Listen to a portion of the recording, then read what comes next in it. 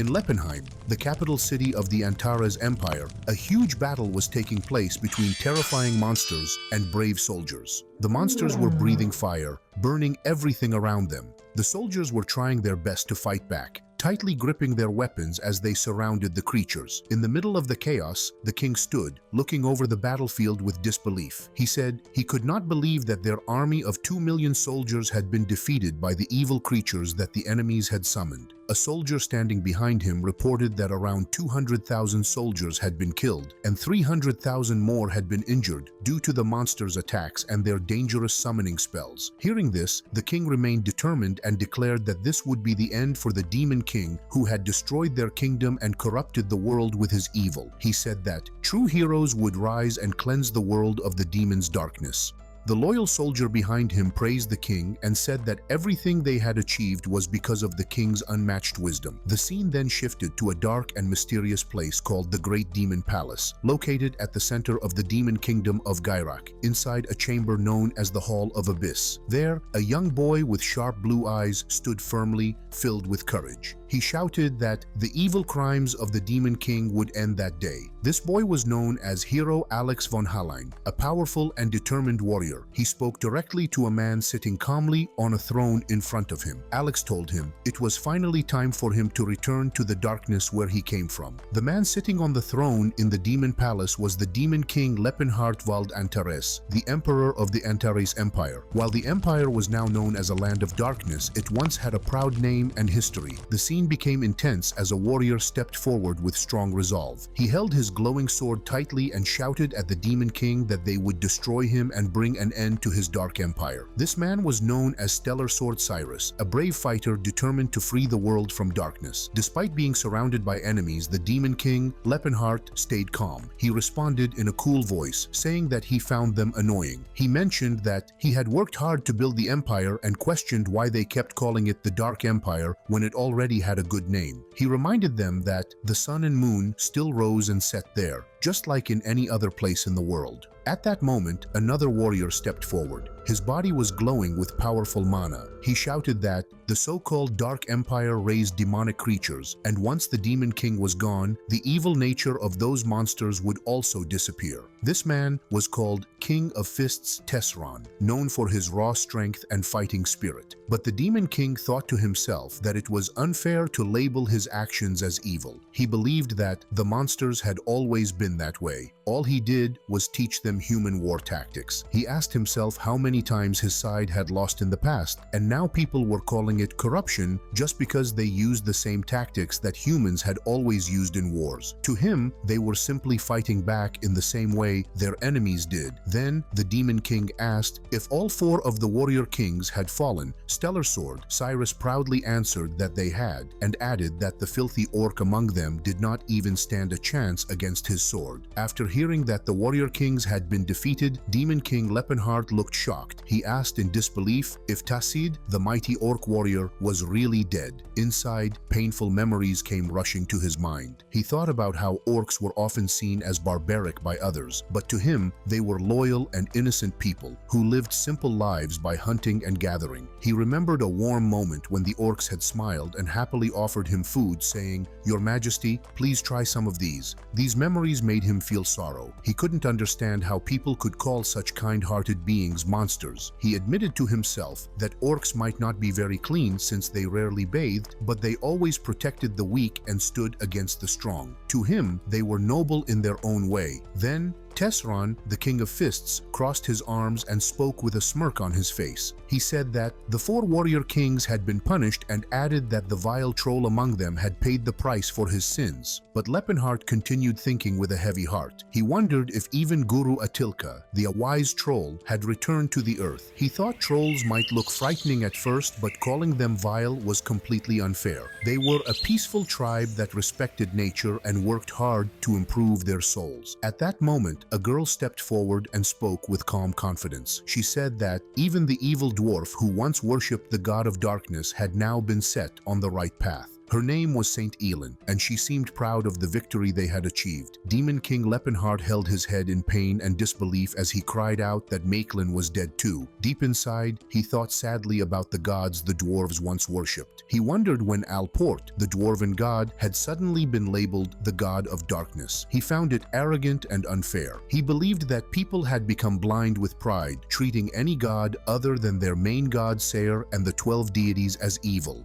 It upset him how easily people turned others into enemies just because they followed a different path. At that moment, a powerful man stepped forward, gathering glowing mana in his hand. He proudly announced that he had sent the wicked dark elf to the afterlife and claimed that she had been no match for his magic. This man was known as Light Wizard Jade Arclight, a strong mage who saw himself as a bringer of justice. Hearing this, Demon King Lepenheim could not hold back his rage. He clenched his teeth and shouted, asking how Jade dared to kill Cirrus. His anger exploded as he warned them, asking if they truly wanted to die for such cruelty. But Tezron, the King of Fists, only smirked and said that now the Demon King was finally showing his true self. He declared that dark elves were fallen beings covered in darkness and said they did not deserve any pity or forgiveness. Lepenheim tried to defend Cirrus and explain the truth. He said that she was not a dark elf. He admitted she had darker skin, but that was not because of evil. He explained that long ago, humans had destroyed the forests, pushing the elves out of their homes. The only place left for them to live was in the burning wastelands, where they had to survive under the hot sun for generations. He shouted that Ceres was actually a pure-blooded high elf, and just because her skin was a little tanned did not make her evil. He could not believe they would call someone like her a dark elf based on appearance alone. Alex Von stepped forward with his sword glowing brightly with powerful mana. He shouted that he would bring peace to the souls of all those who had died in the war. He believed his sword would bring justice. But Demon King Lepenheim responded with gritted teeth. He asked Alex, who would bring peace to the souls of all the other races who had been killed? Races like the Orcs, Trolls, Dwarves, and Elves, who had died just because they were different. Alex became even angrier. He yelled at Lepenheim and called him despicable. He blamed the Demon King's powers for corrupting the other races, saying that without his evil magic, the so-called demonic creatures could have lived peaceful lives as they were meant to.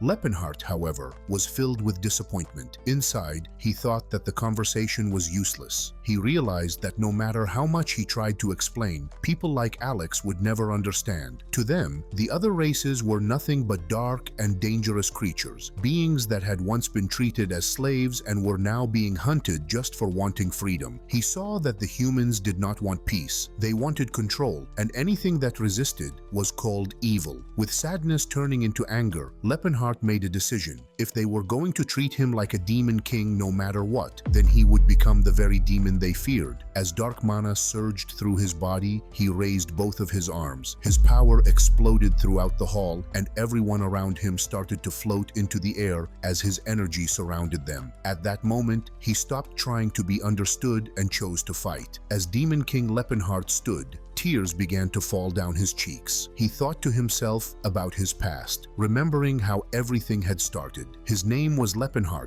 and long ago, he had been an archwizard. Not exactly ordinary, but not a ruler either. He recalled how humans had always looked down on other races. They did not see elves, dwarves, orcs, or trolls as equals. Elves were treated only as beautiful servants because of their long lifespans. Dwarves were forced into slavery for their digging and crafting skills. Orcs were used as strong laborers. Trolls were even worse off. They were killed and used as ingredients for healing potions. All these races had been enslaved, stripped of their pride and dignity. Lepenheim had been shocked when he first uncovered the truth about how deeply these injustices were hidden in their forgotten cultures. But over time, as he spent more time with them, he began to learn their ways. He studied elven elemental magic and combined it with troll sorcery. By doing so, he became the first person in history to use 10-circle magic, a powerful and rare form of magic. Through these experiences and connections, his way of thinking began to change. He could not bear to watch how the other races were treated anymore, so he started rescuing them. As more and more of them came to him for protection, he needed more land. His territory grew, and he tried to hide from the humans, but it became too difficult. Eventually, the humans noticed, and they began attacking his lands with knights. Every time they attacked, His people had to move and rebuild, and while they only fought to defend themselves, their village kept growing. That small village eventually became a kingdom, and that kingdom became the Antares Empire. Lepenhard never created the empire out of hatred for humans. He simply believed that all intelligent beings should be treated equally, no matter what race they belonged to. He never wanted revenge. He only wanted freedom and safety for those who had been abused. But even after all his efforts, this was the result. Humans still called him evil. Even when the citizens of the Antares Empire said it was a wonderful place to live, humans claimed that those kind words were because of some kind of evil magic. They feared the sight of orcs and goblins serving as imperial guards. But Lepenhard believed that was not a reason to murder innocent people, his citizens, his friends, and his comrades. Now completely filled with anger, Demon King Lepenhard shouted loudly that as the ruler of his empire, it was his duty to protect his people. He declared that if there was a law that allowed others to kill his citizens, then he would destroy that law and create a new one in its place, one that would bring justice and protect all races. Right after his powerful words, he launched a fierce attack. Alex Vaughn, the hero, was struck hard. He screamed and was thrown backward, landing with blood pouring from his mouth. Lepenhard looked down at him and spoke in a mocking tone. He said that even though Alex was called a hero because he could use both sword and magic, he had not truly mastered either. Tesron, the King of Fists, cried out Alex's name with worry and rage as his friend was hurt. Meanwhile, Lepenhard thought to himself with a serious expression. He admitted that Alex was versatile, someone who could do a little of everything. But in the real world, those who truly specialized in one skill were the ones who succeeded. In stories, the hero always lived until the end, but reality was different. Lepenhard believed that people who focused on one path became stronger than those who tried to do everything at once. Now only one real opponent remained, Tesron, the King of Fists. Lepenhard knew Tesron was no ordinary fighter. He had unmatched strength and endurance. The Demon King thought that while he had somehow managed to deal with all the others, Tesron would be a real challenge. As Lepenhard stared at him, Tesron was already charging forward, his body glowing with powerful mana. His eyes were full of rage, ready to fight with everything he had. Demon King Lepenhard looked at Tesron, the King of Fists, and thought seriously to himself. He realized that Tesron was not like the others. He was someone who had trained and focused on one skill his entire life, and defeating someone like that was not going to be easy. Tesron rushed forward and slammed his powerful fist toward Lepenhard, but the Demon King quickly stepped back, and the attack hit the ground instead, cracking it wide open from the force. Tesron did not stop.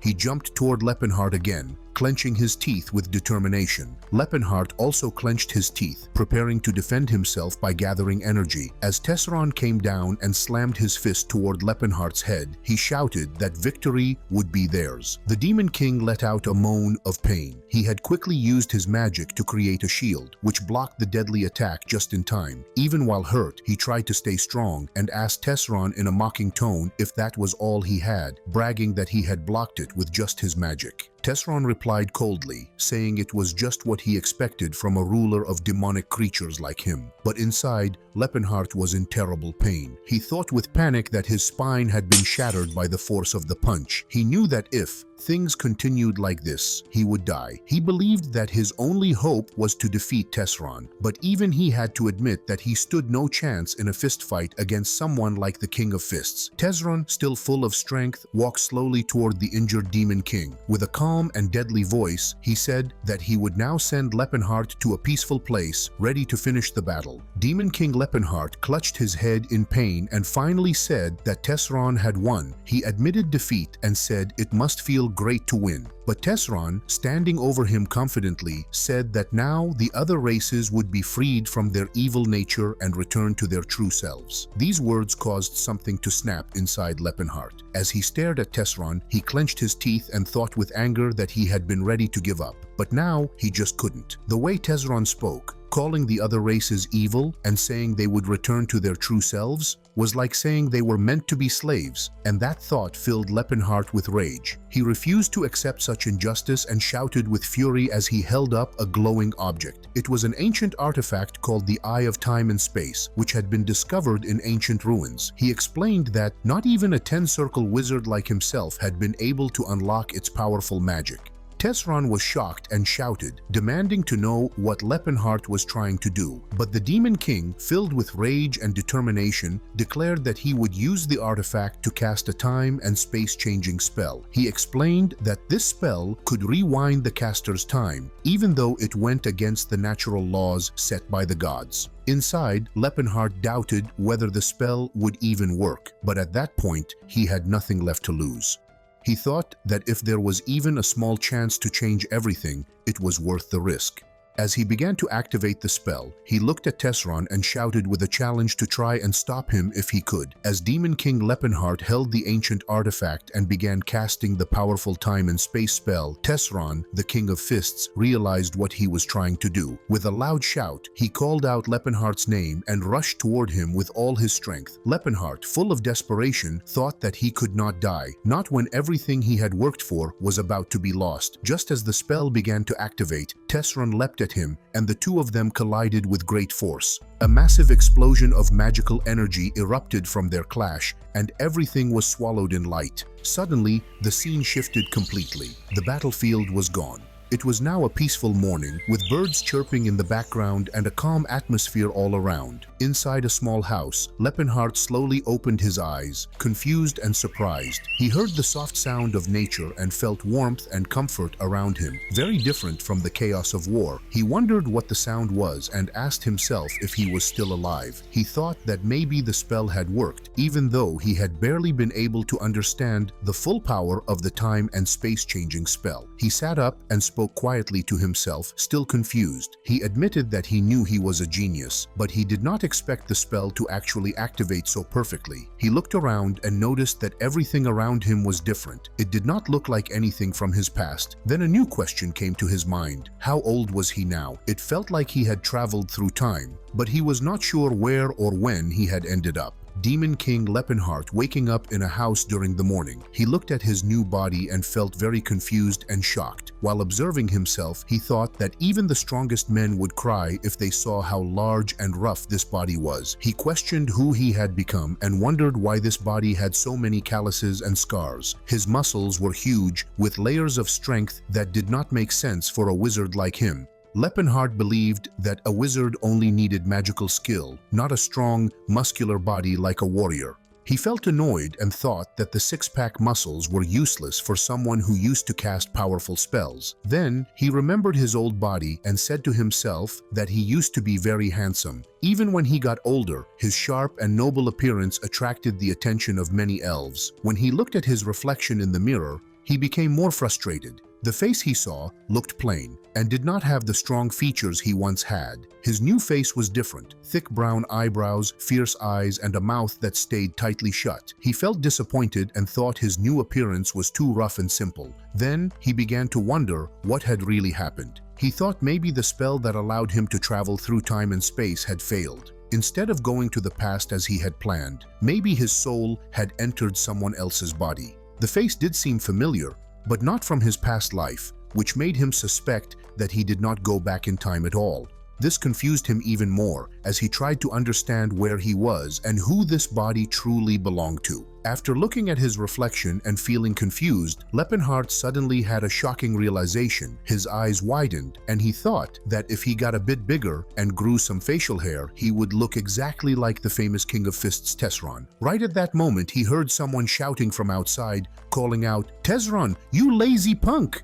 A man then entered the house looking angry. He was tall and had a body full of muscles. With a loud voice, the man scolded him, saying the sun was already high in the sky, and asked why he was still lying inside. Lepenheim's eyes widened again in surprise as he stared at the strong man who stood before him. The man suddenly smiled and shouted with energy, telling him to begin the day with a big smile. Lepenheim, feeling confused and nervous, asked him who he was. Deep inside, he thought the man looked like a monster because of his huge and powerful body. The muscular man leaned closer and said that Lepenhard was looking at him strangely, as if he had never seen him before. Lepenhard, still nervous, replied that he really did not know who he was. The man then became serious and reminded him that he had already used the memory loss excuse 2 times before and that it would not work anymore. He called him Tesron and insisted that they go to the training grounds. Without giving him a chance to explain more, the man grabbed Lepenhard by the head and started pulling him toward the exit, ready to begin their day with training.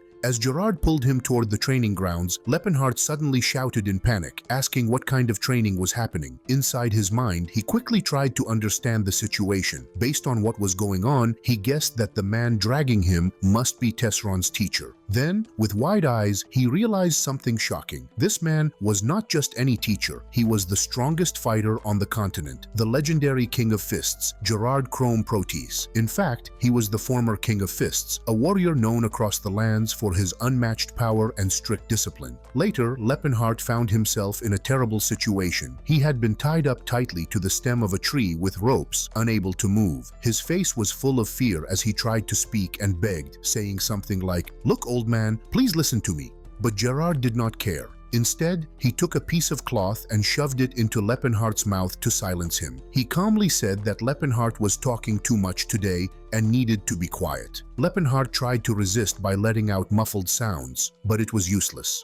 Gerard completely ignored his cries and picked up a thick wooden stick. With a firm and serious look, he said that it was time to start the day's training. Then, without hesitation, he began to hit Lepenhardt's body with the stick as part of his brutal training routine. Tears began to fall from Lepenhardt's eyes. His body shook from pain, and he could not believe what was happening. With his mind in shock, he thought to himself, "What the heck is going on right now?" Feeling hopeless and broken, he remembered Cyrus, possibly a loyal follower or someone from his past, and believed sadly that this might be the end of him. The once proud demon king was now stuck in a body that was constantly being beaten by a madman in the name of training. As Gerard continued to beat Lepenhardt during training, he began to notice something strange. He felt that Tesron's body seemed softer than usual. This made him wonder if Tesron really had lost his memories. But then, he reminded himself that their martial sect, called Jim Unbreakable, was known all over the continent for its extreme and harsh training methods. The way they trained was simple but brutal and very intense. Gerard thought that it would not be surprising if someone lost their memory after going through that kind of physical pressure.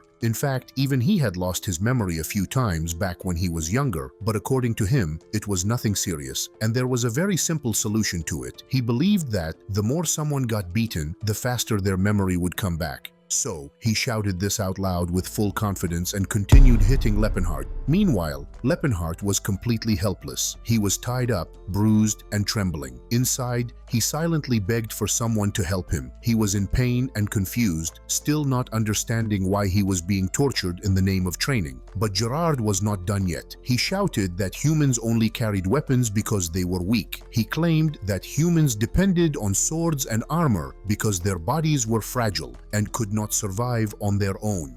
Lepenhardt, still being beaten, thought in frustration that there was nothing foolish about humans using tools. They were useful and smart inventions. But Gerard strongly disagreed. He leaned close to Lepenhardt and shouted that relying on weapons was just a cowardly excuse. In his view, anyone who used tools was simply someone who could not overcome their own weakness. A true warrior, he said, should not avoid their weakness but train hard and defeat it with their own strength. Lepenhardt, who had lived over 50 years as a powerful and intelligent demon king, was shocked. He had never heard such foolish beliefs in his entire life. The idea that tools and weapons were signs of cowardice sounded completely ridiculous to him. But now, stuck in this strange and painful life, he had no choice but to endure the madness of Gerard Chrome Proteus and the brutal ways of Jim Unbreakable. Gerard continued his intense and painful training while shouting loudly, holding thick sticks in his hands. He shouted that the human body was like iron, and just like iron, the more a person got hammered, the stronger and tougher they would become.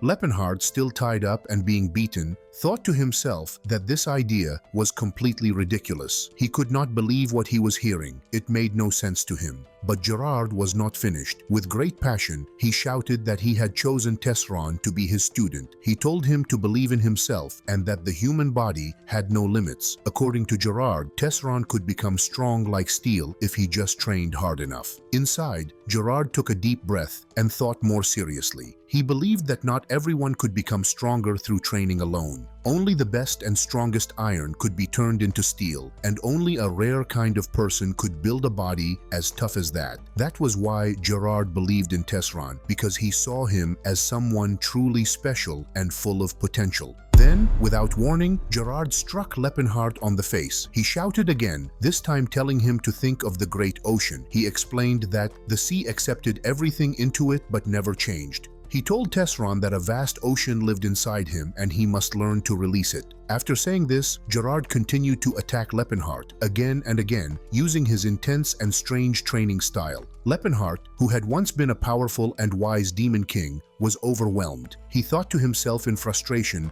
wondering what kind of nonsense Gerard was even talking about. The ocean, the great sea, none of it made sense to him. He could hardly believe what he was going through. Finally, when evening arrived and the sun began to set, Gerard untied Lepenheim from the tree. While helping him stand up, Gerard said that they should end the training for the day. He told him to go and get some rest. Lepenheim's body was sore, his mind was spinning with confusion, and it had been a long, exhausting day in his new life. Lepenheim collapsed to the ground, completely exhausted. In a weak voice, he spoke to himself in disbelief, saying that he had not died, even after taking so many heavy hits. He felt shocked, but also strangely thankful. As tears filled his eyes, he held onto his sore body and cried, thanking his body for being strong enough to survive. He kept repeating his gratitude, deeply moved that he was still alive. Later that night, Lepenheim was taking a bath, and his eyes widened in shock as he noticed something surprising. The bathwater was not normal. It was filled with rare and expensive ingredients like gerald grass, petal's petal,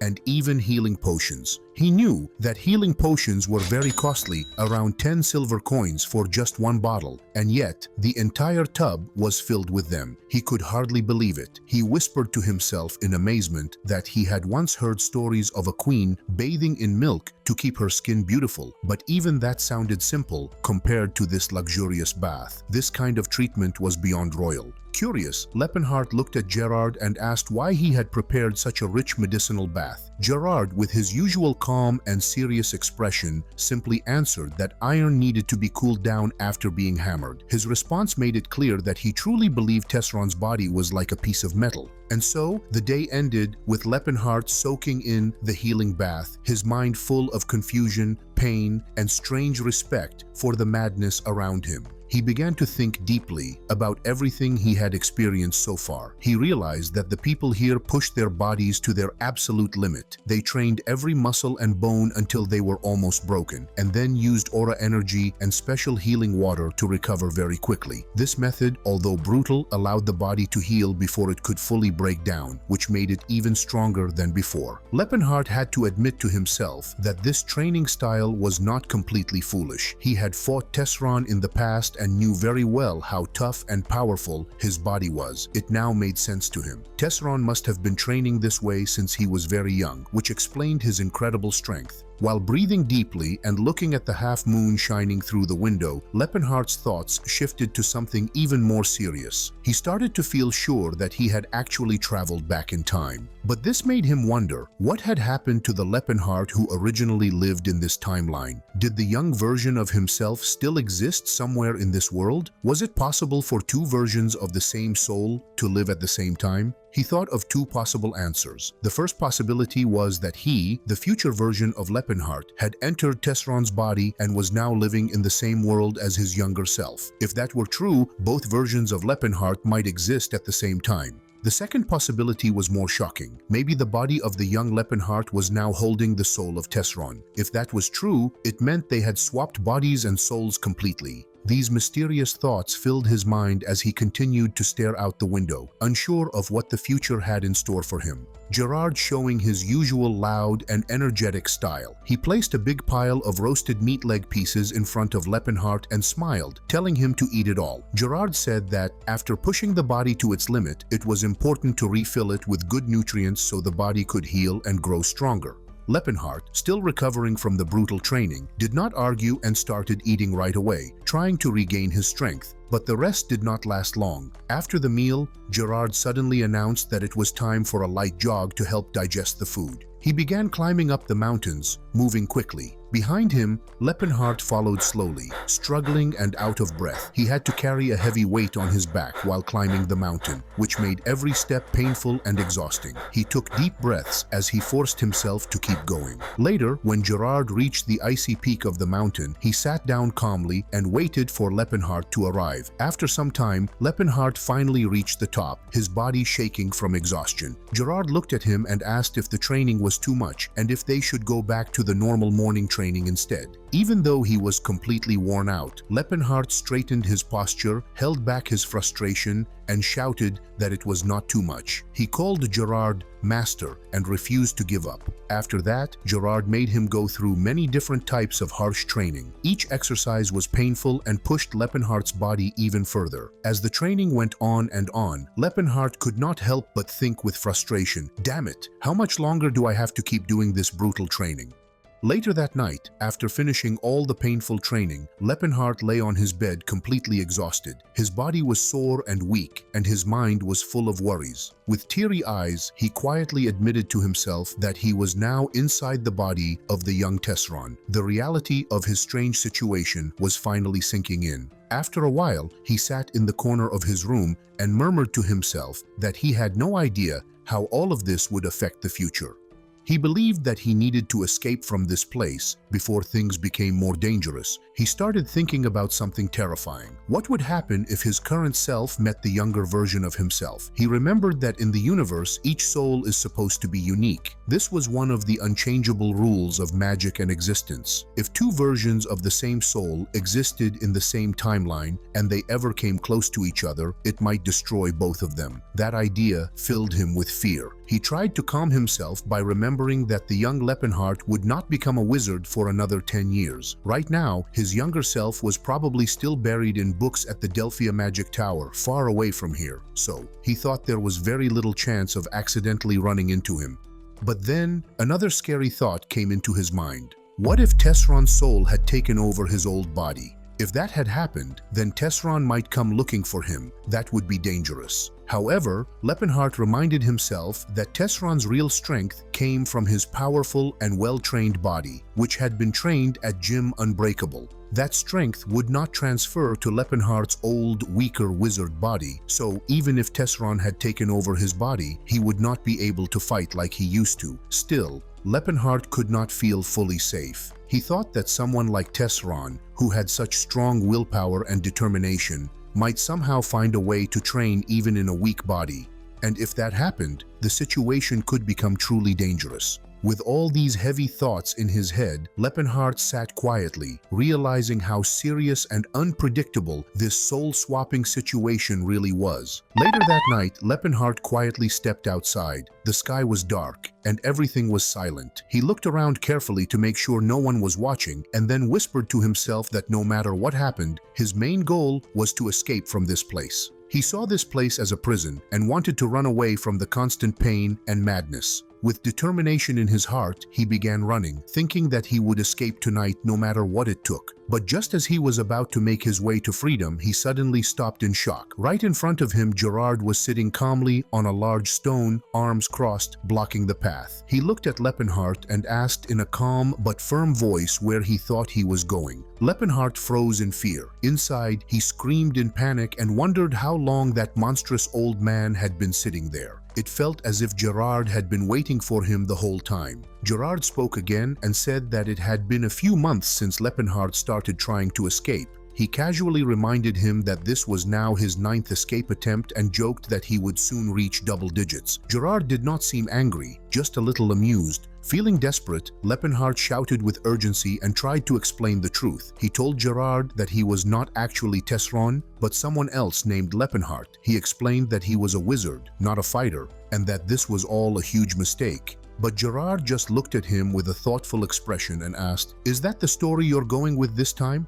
This response made Lepenhardt's eyes go wide in shock. It was clear Gerard did not believe him, or maybe he had heard strange excuses from him before. Lepenhardt was left stunned, realizing that no matter how serious or honest he tried to be, Gerard would never take him seriously. And just like that, another escape plan failed. When Lepenhardt told Gerard that he was actually a wizard named Lepenhardt and not Tesron, Gerard did not take him seriously at all. Instead, he reminded Lepenhardt of all the strange stories he had told before. Gerard said that the last time, Lepenhardt claimed to be from another world where he had met gods and dragons. Before that, he had said he was a reincarnated martial arts master from a land called Huan on the eastern continent. Gerard admitted that the current story was more believable than the previous ones, but he still thought it was just another silly excuse. Then Gerard smiled widely, grabbed Lepenhardt's head gently but firmly, and told him they should go back and get some sleep.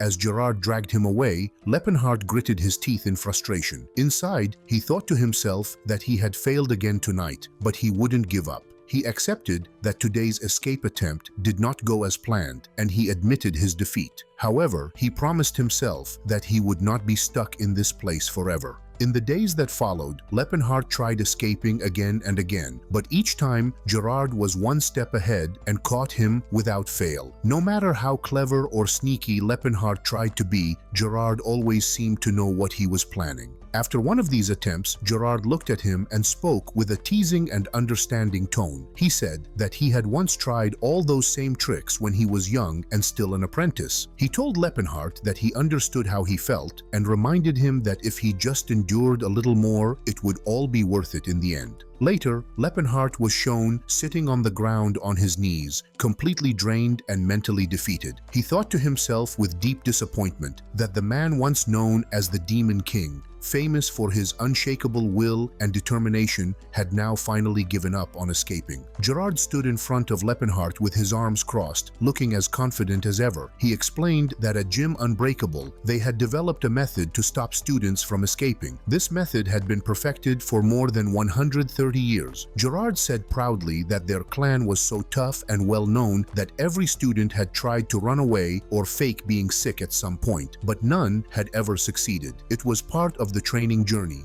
Lepenhardt listened with teary eyes and clenched teeth. Deep inside, he thought that even if he somehow managed to escape, that terrifying Gerard would definitely chase him to the ends of the world. At this point, running away seemed impossible. He began thinking that maybe it would be easier to just politely ask for permission to leave the mountain one day instead of trying to sneak out. And so, time passed. 2 full years went by. During that time, Lepenhardt stayed at Gym Unbreakable, continuing the harsh training under Gerard's brutal methods. Day after day, he was pushed beyond his limits. Then, during one intense training session, something incredible happened. While Gerard was beating him like usual, Lepenhardt suddenly broke free from the metal chains that had been holding him. At the same time, his body started glowing with powerful mana. A wave of energy surrounded him. Lepenhardt thought to himself that this place, this loving hell, had finally changed him. Even though the training had been cruel, it helped him unlock something he had never achieved before.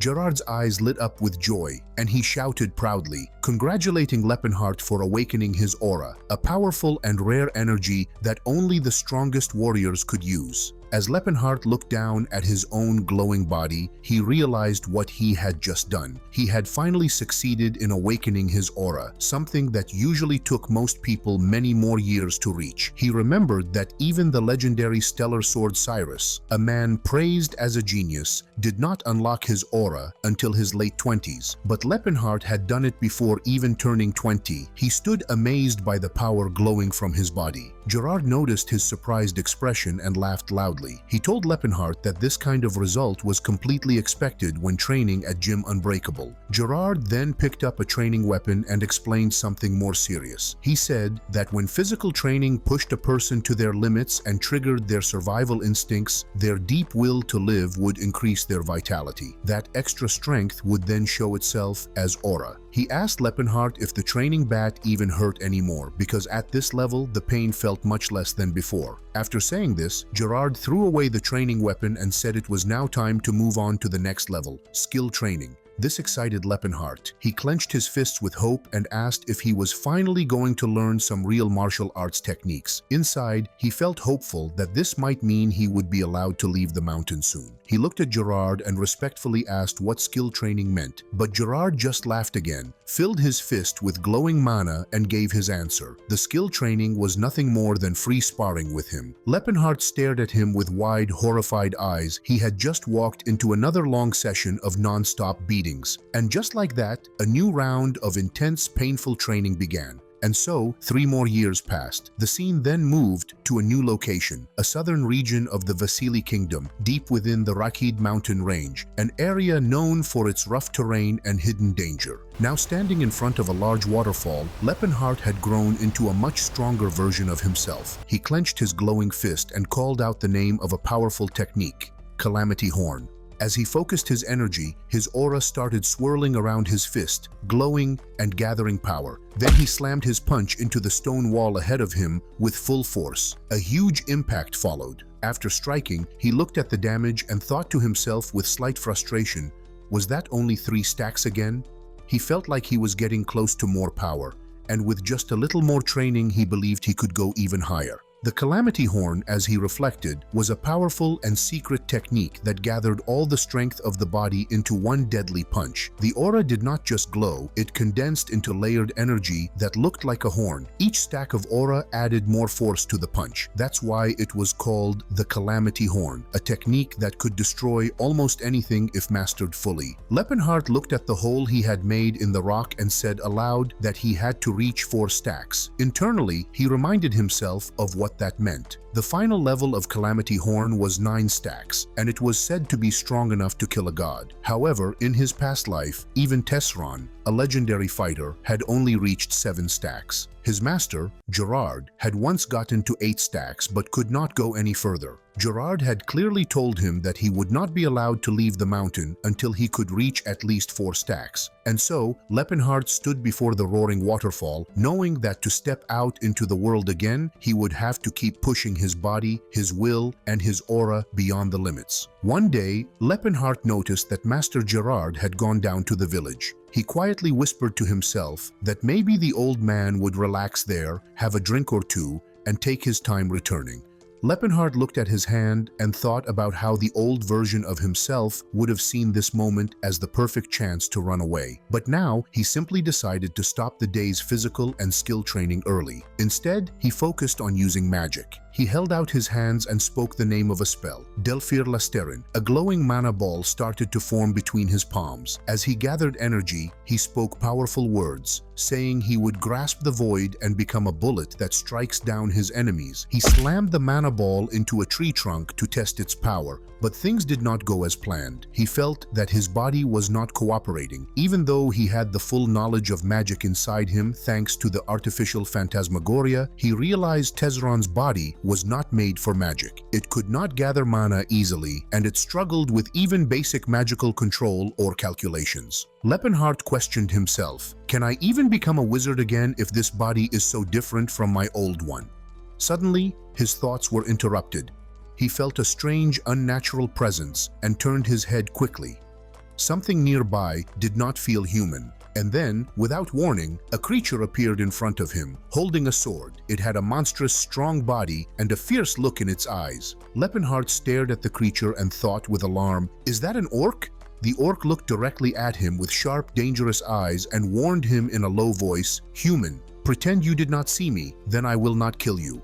Demon King Lepenheim encountered a young orc in the forest. As he carefully observed the creature, he realized that the orc was probably only 3 or 4 years old, judging by his size. Lepenheart assumed the orc might have escaped from a battle arena or some dangerous situation. The orc, with a stern expression, warned him by saying that if he pretended not to have seen him, then he would not be harmed. However, Lepenheart smiled and thought that the orc was trying to start a conversation, likely because he was not acting aggressively. He admired the orc race for their pride and their effort to avoid unnecessary violence even in difficult circumstances. Lepenheart then calmly asked the young orc if he was being chased. The orc looked surprised and questioned how a human could speak the language of grace, which was sacred to orcs. Lepenheart replied that he used to know some orcs in the past, which helped him learn their language. The orc was amazed and called it a blessed fate. He admitted that he was indeed being hunted at that very moment. Lepenheart offered his help and asked if the orc could trust him. The orc, sensing his sincerity and recognizing that he spoke the orc language, said that anyone who could speak the language of grace was like a brother to him. He added that his soul could feel Lepenheart's honest intentions. However, he also warned him that helping him would bring danger to Lepenheart as well. As Lepenheart watched the young orc speak, he was surprised by how polite and intelligent the orc sounded. He thought to himself that this orc might belong to a noble or high-ranking bloodline.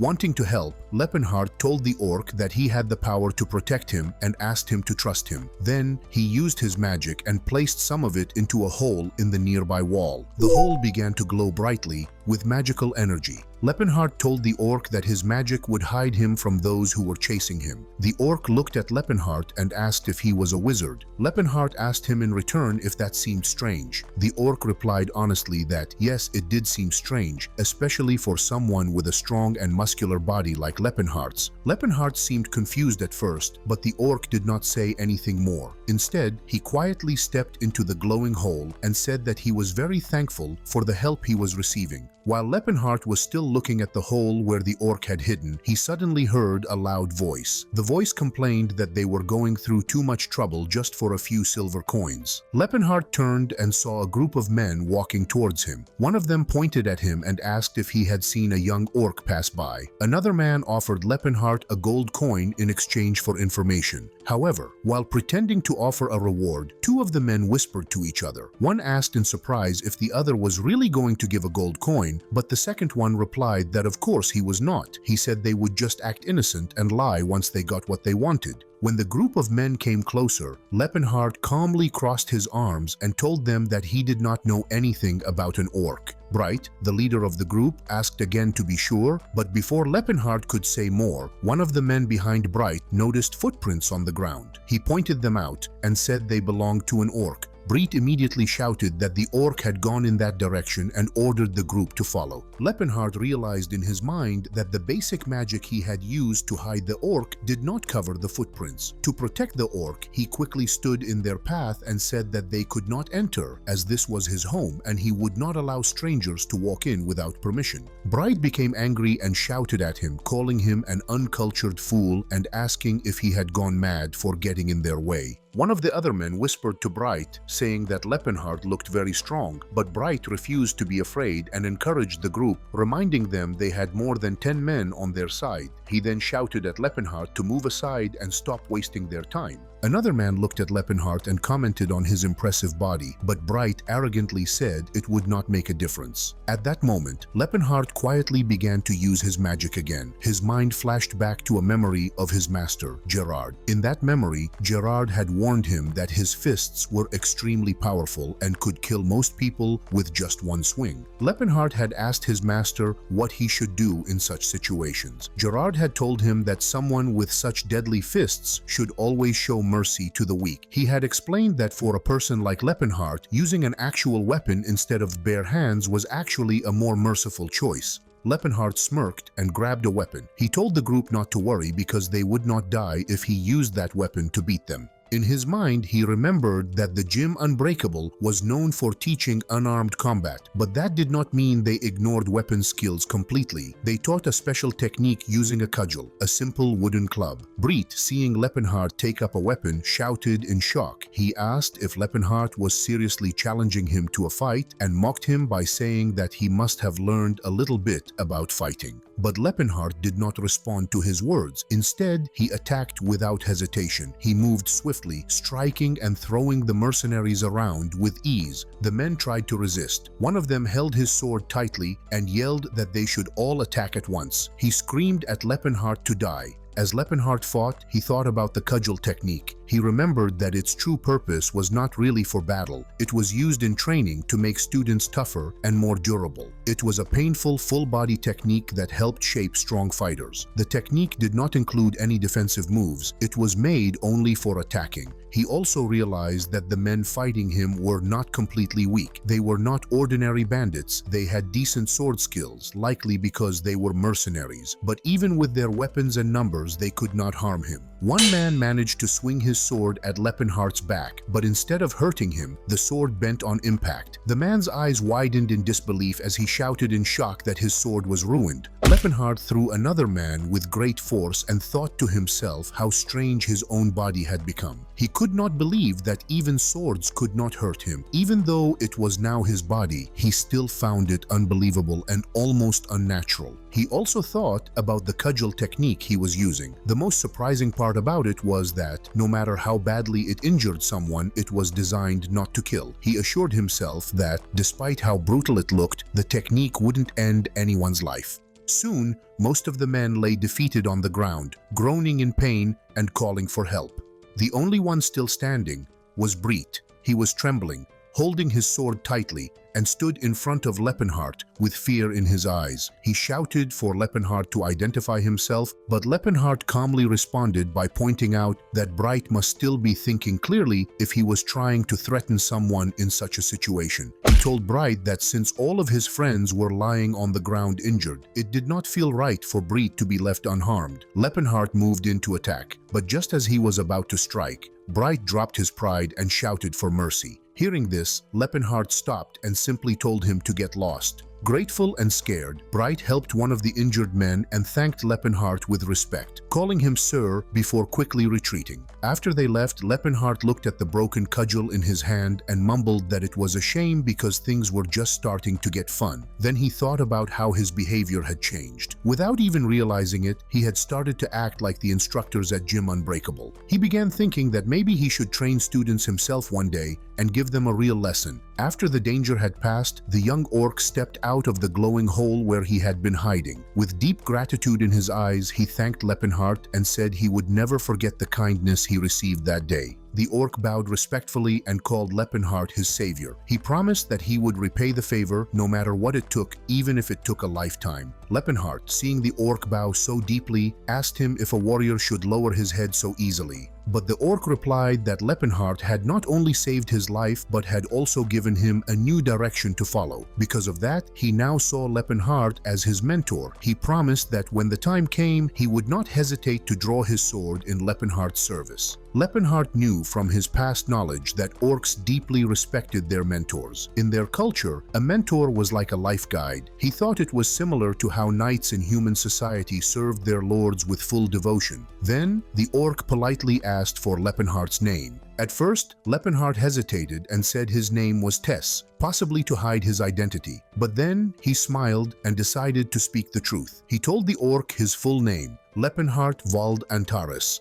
The orc respectfully repeated the name and said he would always remember it. Lepenheim, concerned about the orc's future, said he knew life would be hard since humans now ruled most of the world. He asked where the orc planned to go. The orc replied with courage, saying that the continent was big and there must be a place where he could live freely. And even if there was not, he would rather wander and die with freedom than live as a slave. As the orc prepared to leave, Lepenheim gave him some final advice. He told the orc about a place called the Nameless Wasteland, located southeast of the Rakid Mountains. It would take about 2 weeks to reach by foot. In the orc language, this place was known as the Land of Trials. Lepenheim had heard that a hidden orc tribe called the Blue Bear Tribe was living there. He suggested the orc go there, believing it would be a safe place for him. With a final farewell, Lepenheim said goodbye. The orc began running away, calling out his own farewell. As he disappeared into the distance, Lepenheim suddenly remembered that he had not asked for the orc's name. He shouted behind him, asking for it. The orc responded proudly, saying that he was the son of Crota and the bearer of Lat's axe. He said his name was Tasid. Hearing this, Lepenhart's eyes widened in shock. The name Tassid triggered old memories. In his past life, Tassid was a legendary orc warrior, one of the 4 warrior kings. He had been the chief of the Blue Bear tribe and later became the head chief of all orcs. Lepenhart could not believe he had just helped such an important figure in history. He wondered if the original Tesron had ever met young Tassid, but knowing Tesron's personality, Lepenhart doubted he would have helped an orc. That made the moment even more surprising. Lepenhart laughed quietly to himself and said that fate was truly strange. As he stood on a cliff watching Tassid disappear into the distance, a small smile appeared on his face. He felt something special in that connection.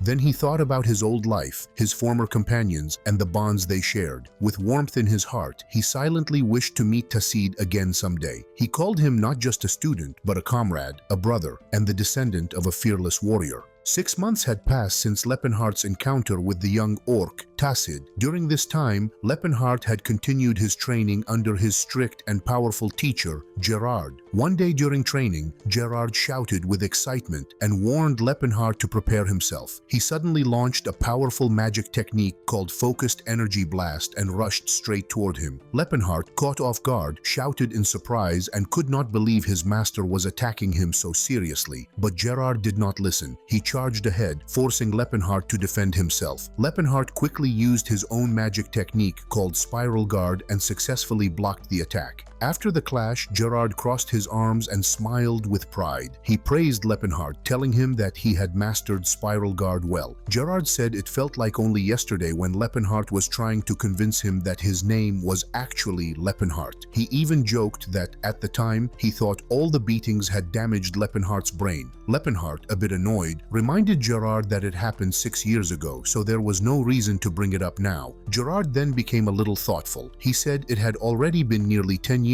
since he began teaching Lepenhart, and he had made great progress in that time. But suddenly, Gerard asked him why he was still so short. Lepenhart looked confused and asked what he meant. He said confidently that he was over 190 centimeters tall. Gerard suddenly shouted that Lepenhart's height was unacceptable. He said it was nonsense for a student of Gym Unbreakable to be less than 2 meters tall. He reminded Lepenhart that the great figures of their history, like the first King of Fists, Valkenshooter, the second King of Fists, Calbrain, and the third King of Fists, Rastal, were all at least that tall. Then Gerard placed his hand on Lepenhart's head and asked if he had been practicing the special breathing techniques that he had taught him. Lepenhart then remembered something important. He thought about his past life and realized that the original Tesron had been about 2.3 meters tall. Trying to stay calm, he told Gerard that his height was probably just part of his body's natural condition, but inside, he was panicking. He thought Gerard was crazy for wanting him to get even taller. He believed that if he really used that breathing technique, he might grow into a giant. Gerard finally calmed down and said it was not too important if Lepenhart was a little short, as long as he remained strong and sturdy. Then, with a serious look, he stood on the edge of a cliff and announced that it was time to see the final result of all their training. He gave the signal to begin. Lepenhart stepped forward onto the ground, and as he focused his magic, he rose into the air. Mana started swirling and building up around his clenched fist. With a loud shout, he called out the name of his powerful move, Calamity Horn. He activated 4-stack Calamity Horn, meaning the technique was 4 times stronger than normal. The energy around his fist changed from golden to shining silver. Then, he slammed his punch down to the ground with all his strength. A huge explosion followed, and the ground was ripped apart into broken pieces from the powerful impact. Gerard laughed loudly and cheered. He said with excitement that Lepenhart had done well and would not be getting beaten by anyone now. Lepenhart looked at his fist in amazement and felt proud. He thought to himself that he had really done it. He had finally mastered the 4-stack Calamity Horn, a technique that once seemed impossible. Then Gerard said something unexpected. He told Lepenhart that it was time for him to go out into the world. Lepenhart was surprised and asked what he meant. Gerard smiled and said that after all the hard work and training, Lepenhart had earned his freedom. He told him to live however he wanted. Whether he chose to be a good man or a bad one did not matter. What mattered was that he lived a life true to his own heart. That, Gerard said, was his reward for training so hard all these years. Lepenhart, confused and touched, saw softly called out his master's name. Gerard then began to share something important from his past. He said that 60 years ago, he received advice from his own teacher, Master Rastal, the third king of fists. Gerard remembered standing in front of him when Rastal told him 3 simple lessons. First, he said it was fine to gather wealth, but not to take anything through unfair or unjust means. Then, Gerard remembered asking Rastal a question. He had asked if it was okay to become a villain, then why did it matter how the wealth was earned? He remembered sitting on the ground, confused, but Rastal gave him an unusual answer. He said that if one was going to be a villain, they should be a classy one. Even villains should have a line they would not cross. Gerard admitted that it was an odd way of thinking, but it stayed with him all these years. Now he was passing on that same wisdom to Lepenheim. He remembered how Rastal had explained the second rule. Rastal said that one should always stand on the side of those who had been wronged. He explained that living a life that earns some respect and praise was better than living in shame. Gerard had asked him at the time if that meant helping the weak, but Rastal explained that the weak were not always the ones being wronged. Just because someone was weaker did not mean they were innocent. In fact, Rastal reminded him that almost everyone in the world would be weaker than someone trained at Gym Unbreakable. So it was important to tell the difference between those who were simply weak and those who were truly treated unfairly. Then Rastal shared the third and most important rule: never let the legacy of Gym Unbreakable die. That rule was the heart of everything they stood for.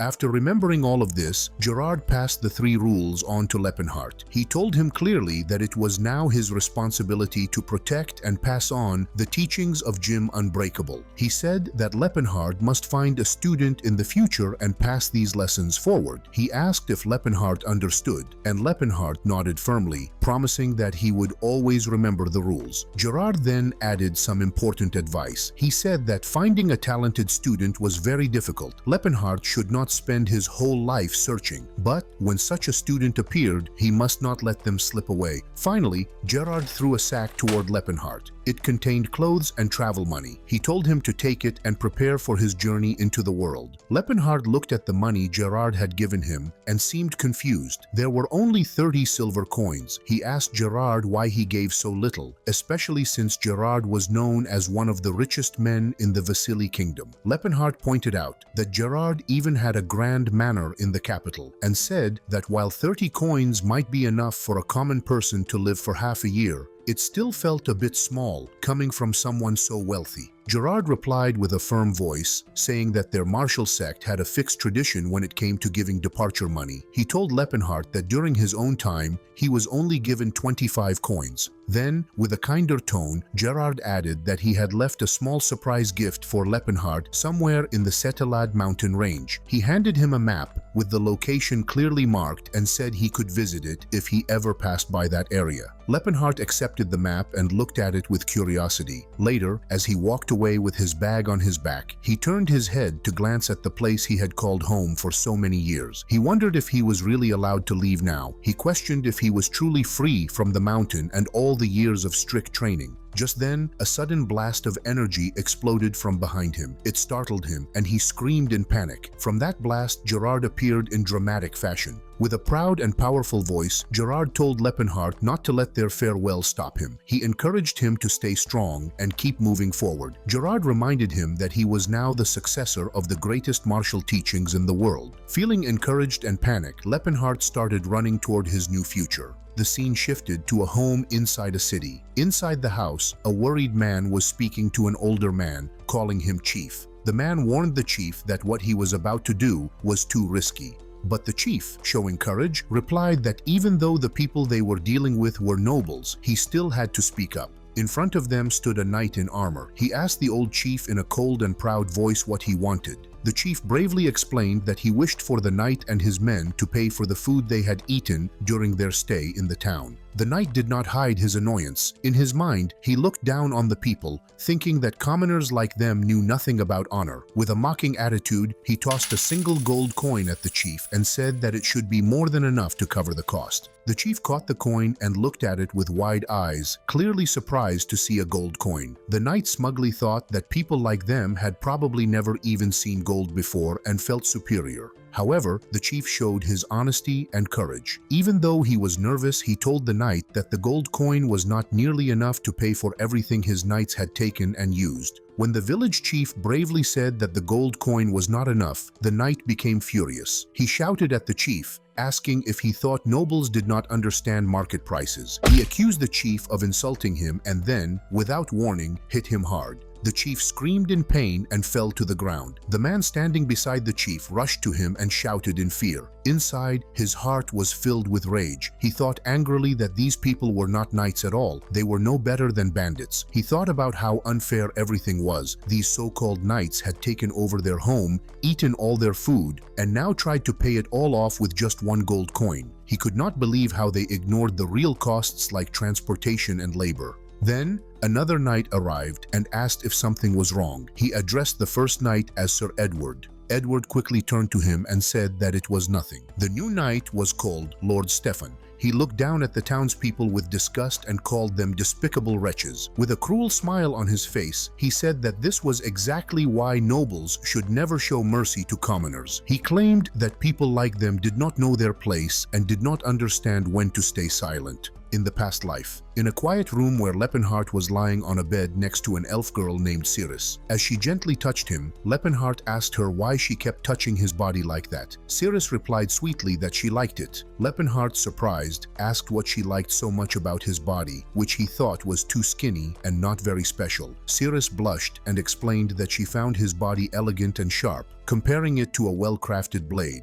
Her words reminded Lepenheim of his past life. He now stood in front of the mirror, crying. He said that his body used to be just like a blade, lean, strong, and sharp. But now, it felt like he had become something heavy and rough, more like a terrifying stone golem. He apologized to Cirrus, feeling that he had changed too much. Still, he tried to look on the bright side. He thought to himself that at least he had become much taller than before. Then he looked outside the window and murmured softly about Cirrus. He guessed that she would be about 70 years old now, which would be close to 17 in human years, still very young for an elf. Lepenheim's thoughts grew serious. He remembered where they were. Chrome City, located in the southern region of the Vasily Kingdom. He also remembered something painful from his past knowledge. He thought that around next year, Cirrus would be sold as a slave. He guessed that she was probably at the slave auction house in the Chatan Kingdom right now. Lepenheim was thinking deeply about Cirrus and what he should do to save her. He asked himself if he should go destroy the auction house and free her by force. But then, he reminded himself that if things got out of control, it could ruin his larger goal, getting his lost magic back. So, he decided it would be better to solve the problem using money instead of violence. He knew that elf slaves were extremely expensive, far beyond what ordinary people could afford, and right now he had no money at all. But Lepenheim did not feel hopeless. He believed he could do it. He told himself that he had a strong body, he had mastered powerful combat skills, and most importantly, he had memories of the future. That gave him a great advantage. With that confidence, he began planning his next move. At the same time, the scene shifted to another place. Lord Stefan was now speaking to a man sitting calmly as if in meditation. That man was using magic and his name was Wizard Todd, a 35-year-old expert in ruins exploration and a skilled wizard from the Delphia Magic Tower. Lord Stefan said that he had heard about some ancient ruins on the road to the Chatan Kingdom and asked if Todd had located them yet. Todd told him to wait just a little longer. Then, he confirmed with full confidence that he had found the right place. Todd explained that the ruins were the resting place of a legendary figure, the great swordsman Sir Claude von Leotas Alteon. The scene shifted to a snowy street where Lepenheim was walking alone. He had been traveling for 3 days since leaving Chrome City. He followed the central road going north toward the Hatan mountain range. While walking, he noticed how amazing his new body was. He felt full of stamina and strength, and even though the weather was cold, he did not feel it at all. He thought it was unbelievable. He had heard that the previous kings of fists used to walk around shirtless in the winter because their bodies were so strong. However, Lepenheim decided he would not do something that crazy himself. He then thought about about a powerful ability he had, artificial phantasmagoria. This special technique allowed him to recall any memory from his past life whenever he wanted. He used it to remember important information about the ruins located in the Hatan Mountains. In his past life, when he was a student at the Delphia Magic Tower, he met a wizard named Todd. Todd had told him stories about exploring those same ruins alongside a person from House Altion. Coincidentally, this current moment in time matched the same period Todd had mentioned back then. Lepenheim also remembered that he had gone to those ruins himself years later in his past life. When he did, he found the true hidden artifacts that Todd and his team had completely missed. Those items were buried deep underground. Lepenheim had sold those rare treasures and earned over 2,000 gold coins. He thought it had been a very good deal and even laughed to himself as he remembered it. Lepenheim reached a small place called Cattle Village. As he stood up and looked around, he quietly said to himself that everything looked just like he remembered. This meant he had been here before in his past life, and the memory was still clear. The scene then changed to inside a restaurant. In the village where a group of worried men were gathered around a table. One of the men asked what they were going to do about the current situation. Another man warned that they must stay away from a dangerous place known as the Valley of Death. Everyone agreed it was too risky, but there was a problem. Some nobles had arrived and were demanding that someone guide them through that very valley. The villagers feared that if they refused the nobles' request, it could lead to big trouble. One man reminded them how even their chief had been injured when he tried to stand up to those nobles. He clenched his teeth in anger and called the nobles filthy, clearly frustrated with how they were being treated. Another man quickly told him to lower his voice in fear that the nobles might overhear them. Suddenly, a brave man named Ted stood up and said he would go. He explained that he was the best mountain climber in the village and that no one else was skilled enough to take the trip. But his heart was heavy. He did not actually want to go. His wife cried and held onto his arm, begging him not to do it. His small daughter also called out to him, saying, "Daddy," which made the moment even more emotional. Even so, another man tried to encourage Ted by cheering him on and saying he could do it. One of the men reminded Ted not to go back on his word. Ted looked at his little daughter, who was still crying. Seeing her made him feel even more unwilling to go. Deep in his heart, he did not want to leave his family and risk his life. Just then, a loud voice came from outside the window. Lepenheim suddenly shouted through the glass with his face pressed against it, saying he could go instead if they wanted. The villagers were shocked. Ted even raised his arch in panic and asked who he was. Lepenheim calmly placed his hand on the window and told them he was just a traveler passing through. He said he had accidentally overheard their conversation, but even he admitted to himself that it was not exactly accidental. He had clearly stuck his head under their roof on purpose. Then Lepenheim walked into the hall. Ted asked if he knew the area well, and Lepenheim confidently said yes. Ted looked surprised and asked again if he really still wanted to go into the Valley of Death, knowing how dangerous it was. Lepenheim told them that he had already been to the valley before, so he would be fine. But Ted warned him that no man had ever gone into the Valley of Death and returned alive. He asked again if Lepenheim was really sure about going. Before Ted could finish warning him, Lepenheim smiled and calmly interrupted. He reminded them again that he had already been to the Valley of Death before. Inside his mind, Lepenheim thought that the villagers were lucky he had just saved one of their men from a deadly journey. He knew the truth about that dangerous place. Lepenheim explained that the Valley of Death was not just a dangerous mountain pass, it was actually a dungeon, a remnant from the Silver Age. Then he shared an old story. Around 50 years ago, there was a famous knight named Claude from House Altion. Claude was very powerful and had awakened his aura at the young age of 45, which was extremely rare. He became a well-known hero who went on many adventures and became very popular across the Vasily Kingdom. But, as Lepenheim explained, when people become too famous, they often start to believe they are unstoppable. Claude made a terrible mistake. He went into the Valley of Death with only one servant and never came back. He died there. What made things worse was that he carried with him the demon sword Altion, a powerful and sacred weapon that had been passed down for generations in House Altion. That sword was lost in the ruins, and ever since then, people from House Altion had been trying to get it back, even 50 years later. Later, Lepenheim stood quietly and looked at a group of knights. Their leader was Stefan von Lepanto Alteon. Lepenheim looked at him and thought that this man was probably Claude's grandson, or at least a close descendant. He noticed an elf standing next to Lord Stefan. The elf looked at Stefan with admiration and said he looked elegant even without his horse and praised him for being a true knight. Lord Stefan smiled and said that her words made him feel much better. The elf's name was Relsia, and from the way she stood and talked, Lepenheim could tell she was likely a slayer elf, an elite type of fighter. Lepenheim watched them laughing together and thought they seemed to be having a good time. Then he looked at someone else in the group who caught his eye, a young boy who looked very much like a girl. Lepenheim remembered that his name was Silan, and he was the priest of the group. Lepenheim could not believe Silan was actually a man and wondered if he could really cast proper holy spells, since he looked so young and delicate. More than that, Lepenheim felt surprised to see Wizard Todd again. Todd was chatting happily with Silan, and their conversation was full of energy. Lepenheim wanted to talk to Todd himself, but had not found the right moment yet. He remembered how Todd used to talk to him the same way when he was a young wizard in his past life. Seeing that made him feel a little nostalgic, but also something felt a bit strange. Lepenheim noticed that Todd seemed very focused on Silan.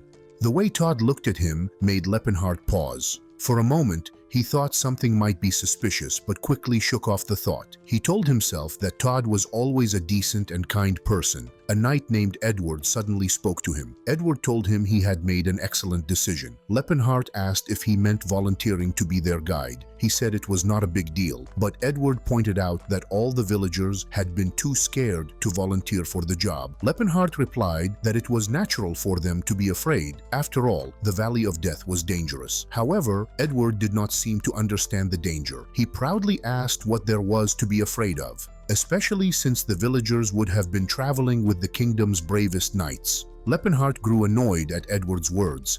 In his thoughts, he called the knights arrogant and said that knights always seemed to be full of pride. He believed that the idea of chivalry often turned people into self-absorbed fools. As the group continued walking, a sudden attack happened. Strange flying creatures that looked like giant insects or bats appeared and flew toward them aggressively. Lord Stefan quickly shouted that it was an ambush. He ordered everyone to take their positions and declared that they were humans blessed by Sayer, calling on the Alteon knights to fight back. One of the knights cast a spell called Fire Chain, sending magic flames at the creatures. Meanwhile, the priest Silan began to pray out loud. He called upon the holy being Philinens to bless the knights with courage. Lepenheim watched everything closely. He admitted to himself that they were stronger than he had expected. He especially noticed that Lord Stefan's sword skills were pretty good, but that was only from a wizard's point of view. From a true fighter's view, they were still sloppy and lacked real combat experience. That made Lepenheim think again about his old master Gerard, who always took pride in the brutal practical training at Gym Unbreakable. Then, the situation got even worse. A group of orcs appeared nearby. The flying monsters turned and started attacking the orcs as well. Lepenheim felt frustrated again. He thought, seriously, why is no one helping the orcs?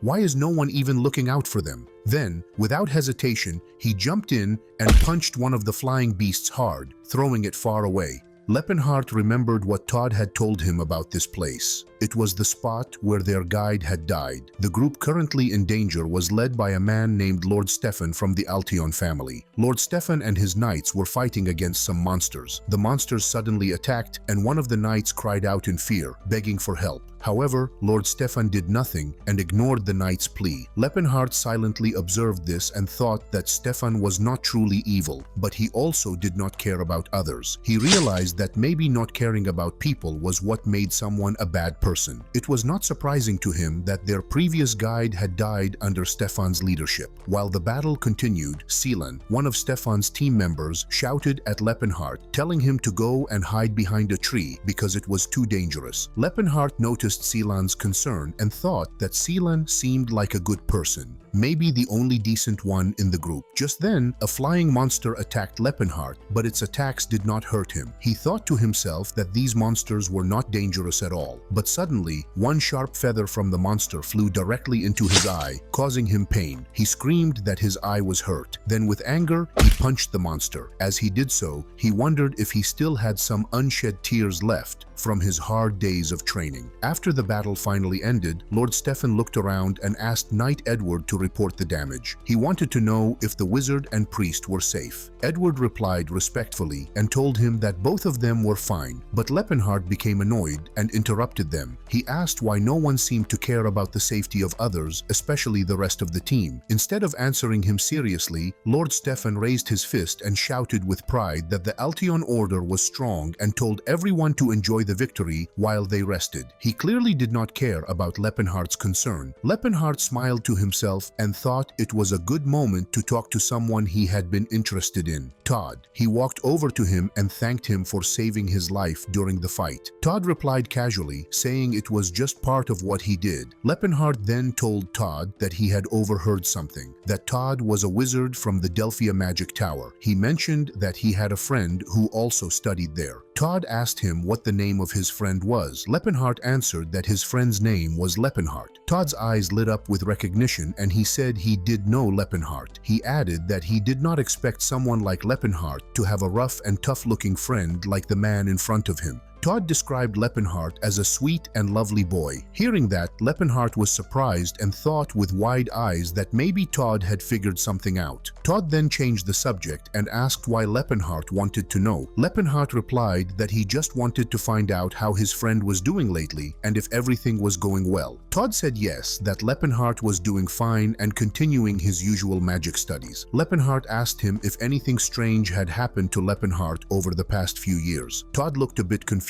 and replied that he did not know of anything strange. Then, with sudden excitement, Todd started talking about Lepenhart's physical features. He said that Lepenhart still had a sharp nose, jewel-like eyes, and smooth skin. Lepenhart was shocked and thought to himself that Todd seemed interested in physical appearance, but in a very different way compared to his old teacher, Master Gerard. He became uncomfortable and wondered if he should just beat Todd up right there. But instead of reacting with anger, he forced a polite smile and calmly corrected Todd. He explained that he was actually asking about changes in Lepenhart's attitude or personality, not his looks. Todd admitted that he was not really sure about that and said he had never been interested in Lepenhart's thoughts or behavior. At that moment, Silan arrived and came straight to Lepenhart to ask if he was hurt. Lepenhart replied that he was fine and told Silan to go check on the Orcs instead, who had also been part of the group. Silan listened and walked over to the Orcs. When he asked them about their condition, one of the Orcs said they were okay and not hurt. Another one also said the same thing. However, Silan still decided to check them using his healing magic to make sure they were truly fine. As Silan did this, one of the knights mocked him. The knight called Silan father and asked him why he was wasting his powers on those creatures. He believed the Orcs should take care of themselves and did not deserve any help. As Silan continued to heal the injured Orcs, Lepenhart quietly watched him. He noticed that although Silan was treating the Orcs kindly, his attitude was still a bit condescending. It felt like Silan was taking care of them the way someone might care for pet dogs or cats, rather than treating them as intelligent, equal beings. After the healing was done, the Orcs politely thanked Silan for his help. But Lepenhart kept thinking deeply. He realized that the biggest problem was not just people's actions but their basic way of thinking. He understood that trying to change people's mindset and gain equal rights for non-human races was going to be a long and difficult journey. Suddenly, Lord Stefan shouted rudely at Lepenhart, calling him guide and telling him to hurry up and start guiding the team again. Lepenhart felt annoyed and clenched his teeth but kept his face calm. He answered in a composed voice, giving clear directions. He told them to go straight, then turn left, and warned them to slow down because there was a stream ahead. Lord Stefan questioned his tone and asked why he sounded strange. Lepenhart simply replied that it was nothing, hiding his irritation. A few hours later, the scene changed as they continued walking through the forest. The knights looked exhausted. One of them complained in a tired voice that they had already faced basilisk monsters, dire wolves, and over 20 ogres. He could not believe how dangerous this small mountain area had turned out to be. Another knight asked why such a small place had so many monsters in it. Lepenhart, walking quietly behind them, smirked to himself. He knew exactly why things were so difficult. He thought that they were moving in a straight line and ignoring the correct, safer paths. That was why they kept running into dangerous creatures. Then, speaking calmly, he asked the group if they even needed to rest. But Lord Stefan suddenly shouted at everyone to get up and keep moving. Lepenhart, still walking behind them, smiled to himself with a hint of mischief. In his thoughts, he believed that knights were arrogant, priests were stubborn, and wizards were narrow-minded and small-hearted. He admitted to himself that he was also a wizard at heart. He did not feel guilty for what he had done. He had guided them through the fastest path, not the safest one. So technically, he did not lie or trick them. He did not do it just to make them suffer, though he did enjoy seeing their struggle a little. Lord Stefan then looked around at the surroundings and commented that he now understood why their previous guide, Sir Claude, had died in this place. He was amazed by the number of monsters in such a small mountain range, but before anyone could reply,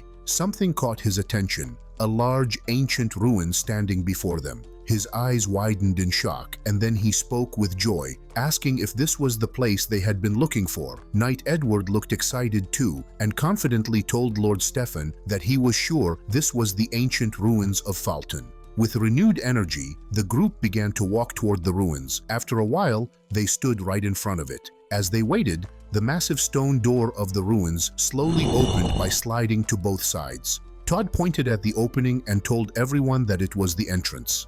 Edward observed carefully and said it looked safe to go inside.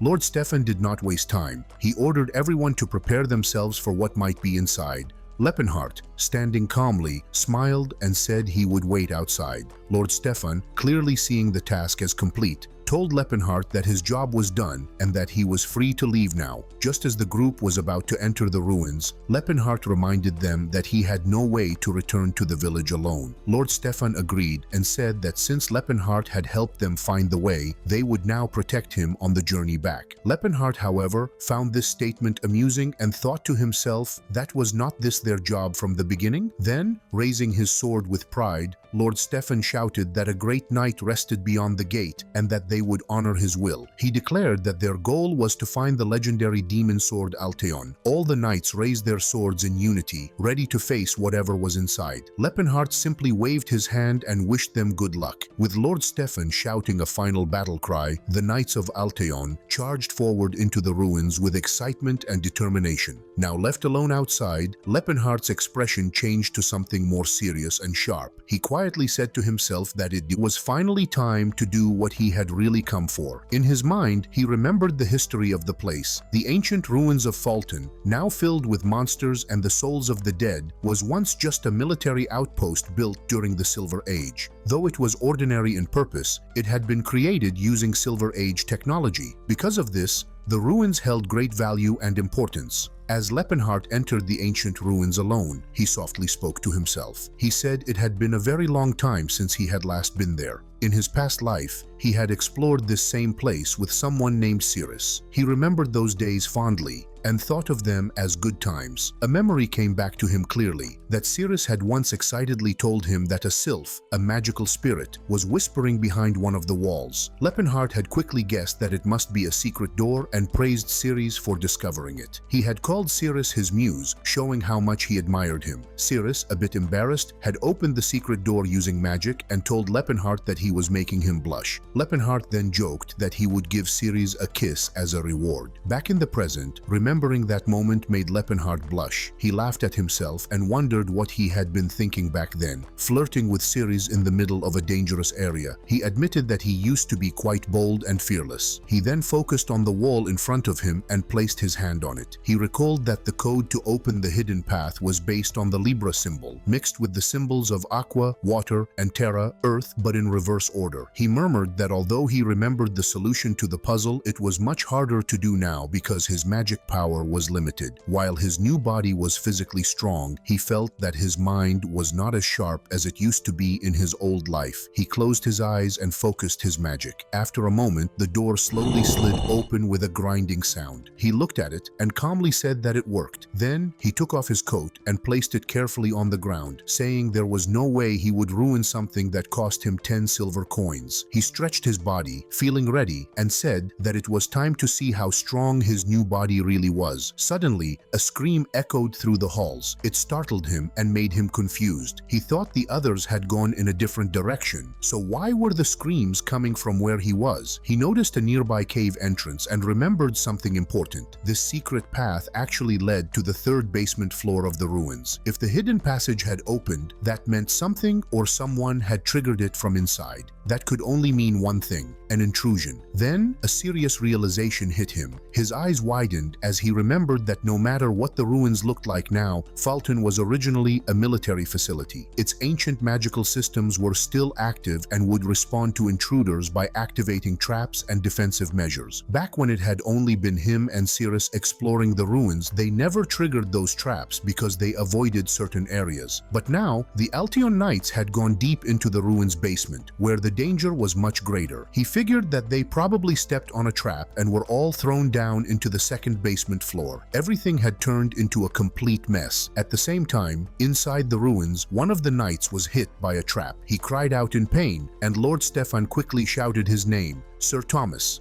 Then, Lord Stefan looked ahead and froze in fear. A huge monster with 2 horns and glowing red eyes was standing in their path. Shocked, Lord Stefan asked what kind of creature it was. In his thoughts, he panicked. He realized there was no way his group could defeat such a powerful being. It was not a normal monster. It looked like a real demon. He questioned how humans like them could possibly fight something so terrifying. Selan, the priest, using his healing magic to save the injured knight Sir Thomas. While placing his hands over him, Selan prayed to the divine power, asking the great Philinins to bless them with healing light. After the magic worked, Thomas opened his eyes and smiled, thanking Father Selan for saving him. Selan, although he did not say it out loud, secretly thought that he did not do it just out of kindness. He needed Thomas alive so that he would not die in that deadly place. He was still shocked that the floor had suddenly collapsed beneath them. It had been so dangerous, and they were lucky to be alive. Selan then turned to Wizard Todd and thanked him sincerely, saying that it was Todd's magic that saved everyone during the fall. Todd, however, was not as optimistic. He said while looking ahead that although his magic had protected them from falling, it might not save them from other dangers that were still waiting for them. Suddenly, a strong wind blew through the hall as a monster charged at them with great speed. Someone in the group screamed that it was a monster, and everyone quickly raised their weapons and shields to defend themselves. But more and more monsters began to appear, coming one after another. The knights started to panic, and one of them even shouted for everyone to run. Selan quickly stepped forward and began casting holy magic. He prayed to Philinins once again, asking the god to strike down the evil monsters with a mace of light and to bless the knights with courage. But when he looked around, he saw that the knights were frightened and hesitating to fight. Selan felt disappointed and angry. He thought to himself that they were acting like cowards, even though they had strong bodies. He called them a waste of muscles. Still, he did not give up. He raised his voice louder and continued praying,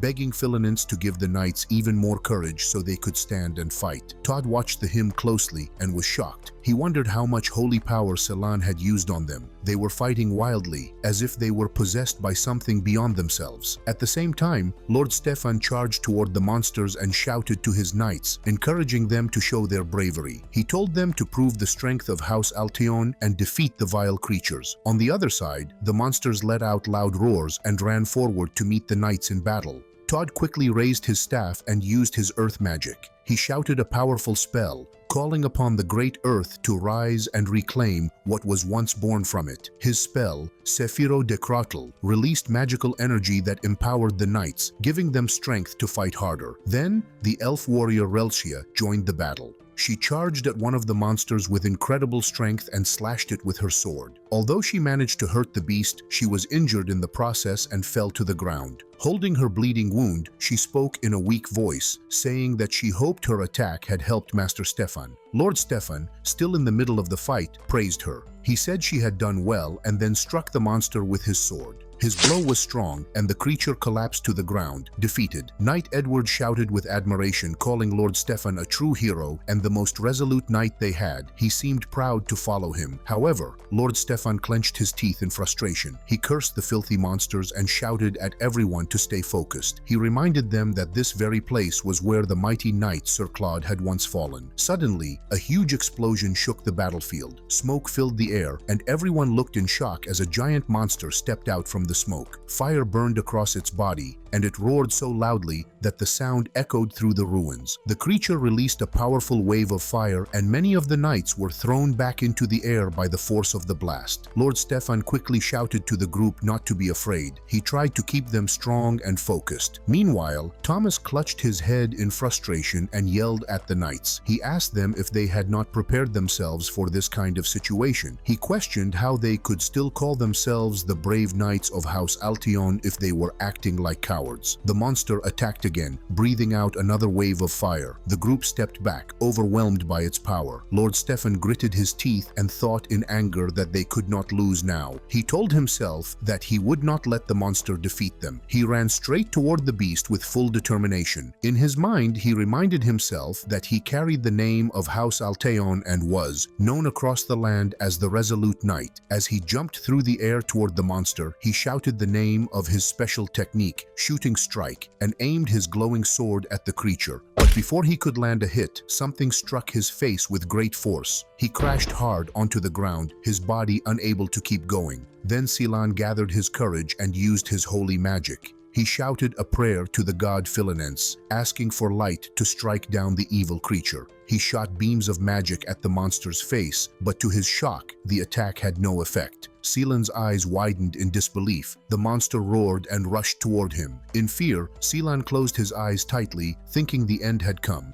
But after a moment passed and nothing happened, he slowly opened his eyes and was stunned to see Lepenheart standing right in front of him, protecting him. Lepenheart had blocked the monster's attack and without wasting time, used his own magic. In just one move, he completely destroyed the monster, killing it instantly. After the battle, Lepenheart stood calmly and thought to himself that the monster had been surprisingly easy to kill. He remembered his past life and how someone named Tesron had knocked him out with just one punch. Compared to that, this monster was nothing. Lepenheart then looked around and saw many of the knights lying injured on the ground. He quietly said to himself that he should move them to a safer place first before more danger arrived. While he began to help them, both Silan and Todd stared at him with wide eyes. They were completely shocked and confused. In their minds, they both wondered who Lepenheart really was and how he had such incredible power. Then, as more monsters appeared in the distance, Lepenheart picked up the wounded elf, Relsia. He glared at the monsters and warned them firmly to stay out of his way. Lord Stefan slowly opening his eyes. He felt pain in his head and gently touched it. As he sat up, Edward stood in front of him and asked if he was awake. Lord Stefan looked around and noticed the bodies of the dead monsters lying all over the place. Confused and surprised, he asked what had happened while he was unconscious. Edward hesitated at first, unsure how to explain it. But when he finally started speaking, Lord Stefan interrupted with a loud shout, shocked by what he was hearing. Edward then explained everything, how Lepenheart had saved them by defeating the powerful monster in just one move. Lord Stefan could not believe what he heard. He pointed at Lepenheart and asked in disbelief if that man was actually a fighter. Still surprised, Lord Stefan walked over to Lepenheart. He cleared his throat, trying to sound polite and respectful, and apologized for not recognizing someone so noble and powerful earlier. He asked Lepenheart what his name was. Lepenheart replied that his name was Lepen, but then paused. He realized that Todd still knew his younger self from the magic tower, so giving his real name could cause problems. So, he crossed his arms and repeated the name Lepen with confidence, keeping his true identity a secret. Edward, standing nearby, heard the name and thought it sounded unfamiliar. He wondered to himself why he had never heard of someone named Lepen before. He thought that if this man were truly a great champion, his name would already be well known across the land. Lord Stefan continued the conversation and asked which noble family Lepenheart came from. But Lepenheart replied honestly and said he was not from any noble family at all. Lord Stefan stared at Lepenheart in shock. He could not believe that someone so strong was just a commoner. He had thought Lepenheart might be the son of a nobleman on a training journey. Realizing that Lepenheart was not from any noble family felt humiliating to him. In his thoughts, he felt embarrassed that a nobody had saved them. Trying to hide his feelings, Lord Stefan put his hand on Lepenheart's shoulder and spoke with forced politeness. He said it looked like Lepenheart had just finished the battle that they had already started. He admitted that Lepenheart had some skills and said his help was useful, but Lepenheart did not like the false praise. He slapped Stefan's hand away and told him that his memory must be broken. That's not what had happened at all. Lepenheart added that it looked like Stefan himself had no real strength. Lord Stefan became angry and shouted in disbelief, asking what Lepenheart had just said. He demanded respect for House Alteon, clearly offended. Edward stepped in and tried to calm him down. He said that someone like Lepenheart, who lived like a wanderer, would not know anything about proper manners or noble behavior. Lord Stefan agreed and continued to insult Lepenhart by reminding everyone that he was not from a noble family. Then he asked Lepenhart if he could at least tell them the name of the person who had trained him. Lepenhart casually replied that he had just picked up skills here and there, but in his mind, he remembered his old teacher,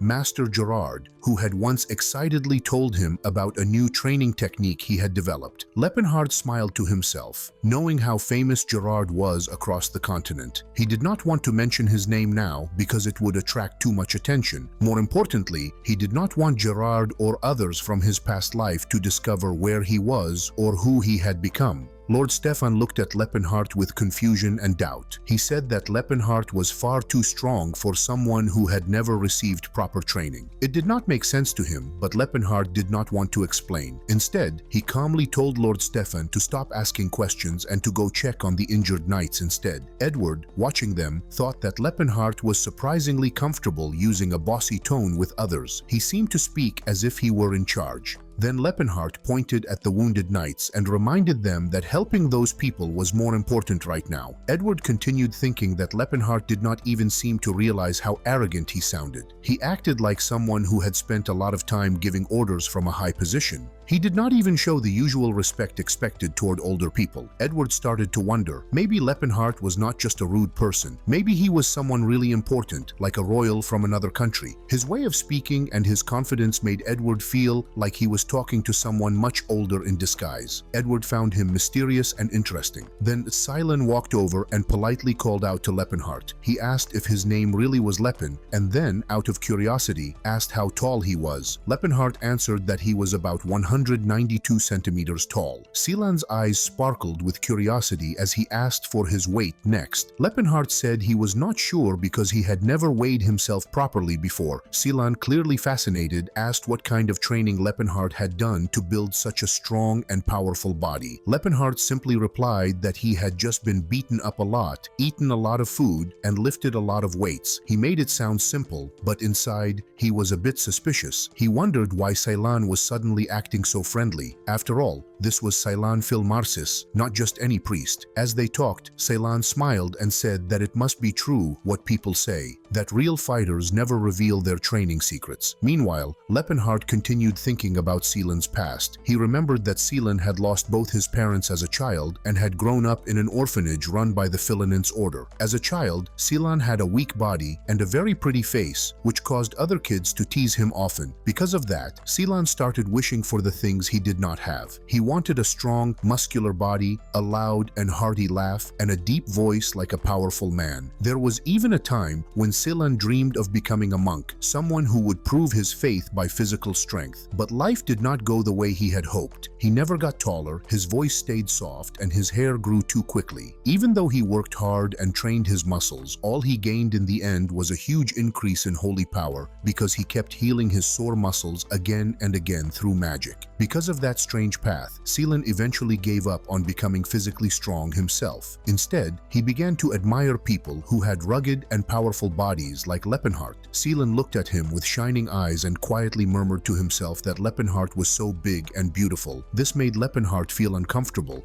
He did not like the way Silan was staring at him, so he quickly turned away and said that he was going to scout the exits. But Silan, excited, immediately said he would come along. Lepenhart turned his head and asked him what would happen if more injured soldiers were found while he was gone. Silan stopped, thinking about it. At that moment, Lord Stefan stepped in and said that he would go with Lepenhart instead. He told the elf warrior, Relcia, to stay behind and help take care of the others. Relcia agreed and said she would follow his orders. Then Lord Stefan asked Lepenhart if it was okay for him to come along. Lepenhart just shrugged and said, "Suit yourself." Later, the two of them walked through the ruins, with Lepenhart in front and Lord Stefan following behind. While they walked, Lord Stefan was filled with frustration. In his mind, he could not accept that someone like Lepenhart had saved them. He imagined that Lepenhart must be feeling proud for helping a knight and thought that volunteering to scout ahead without permission showed disrespect. Lord Stefan believed that Lepenhart was arrogant and had no understanding of the knight's honor or order. He told himself that if they ran into another demon, he would take that chance to prove himself. He wanted to teach Lepenhart a lesson and show him what a true knight of House Altion could really do. Inside, Lord Stefan hoped they would run into a dangerous demon soon, just so he could prove his worth and regain his pride. Lepenhardt acted quickly and without warning. He struck Lord Stefan on the back of the neck, which made Stefan fall unconscious immediately. As Stefan dropped to the ground, Lepenhardt calmly said that they had reached their destination, so it was time for Stefan to take a nap, clearly making a joke about knocking him out. Just then, a monster suddenly appeared behind Lepenhardt and roared loudly. But Lepenhardt did not panic. He stayed calm and defeated the monster in just one powerful strike. After getting rid of the monster, he looked around and thought to himself that now was the perfect time to go look for treasure, since there were no enemies in his way. He walked through a mysterious door that he had opened earlier. Behind that door was a secret area hidden deep within the ruins. He carefully explored this new place until he finally reached a treasure chamber, a special place where valuable and rare items were kept. He smiled with excitement as he looked around and said he would take 50 gold coins from the Silver Age, ancient coins that were likely worth a lot. He remembered that they were supposed to be in that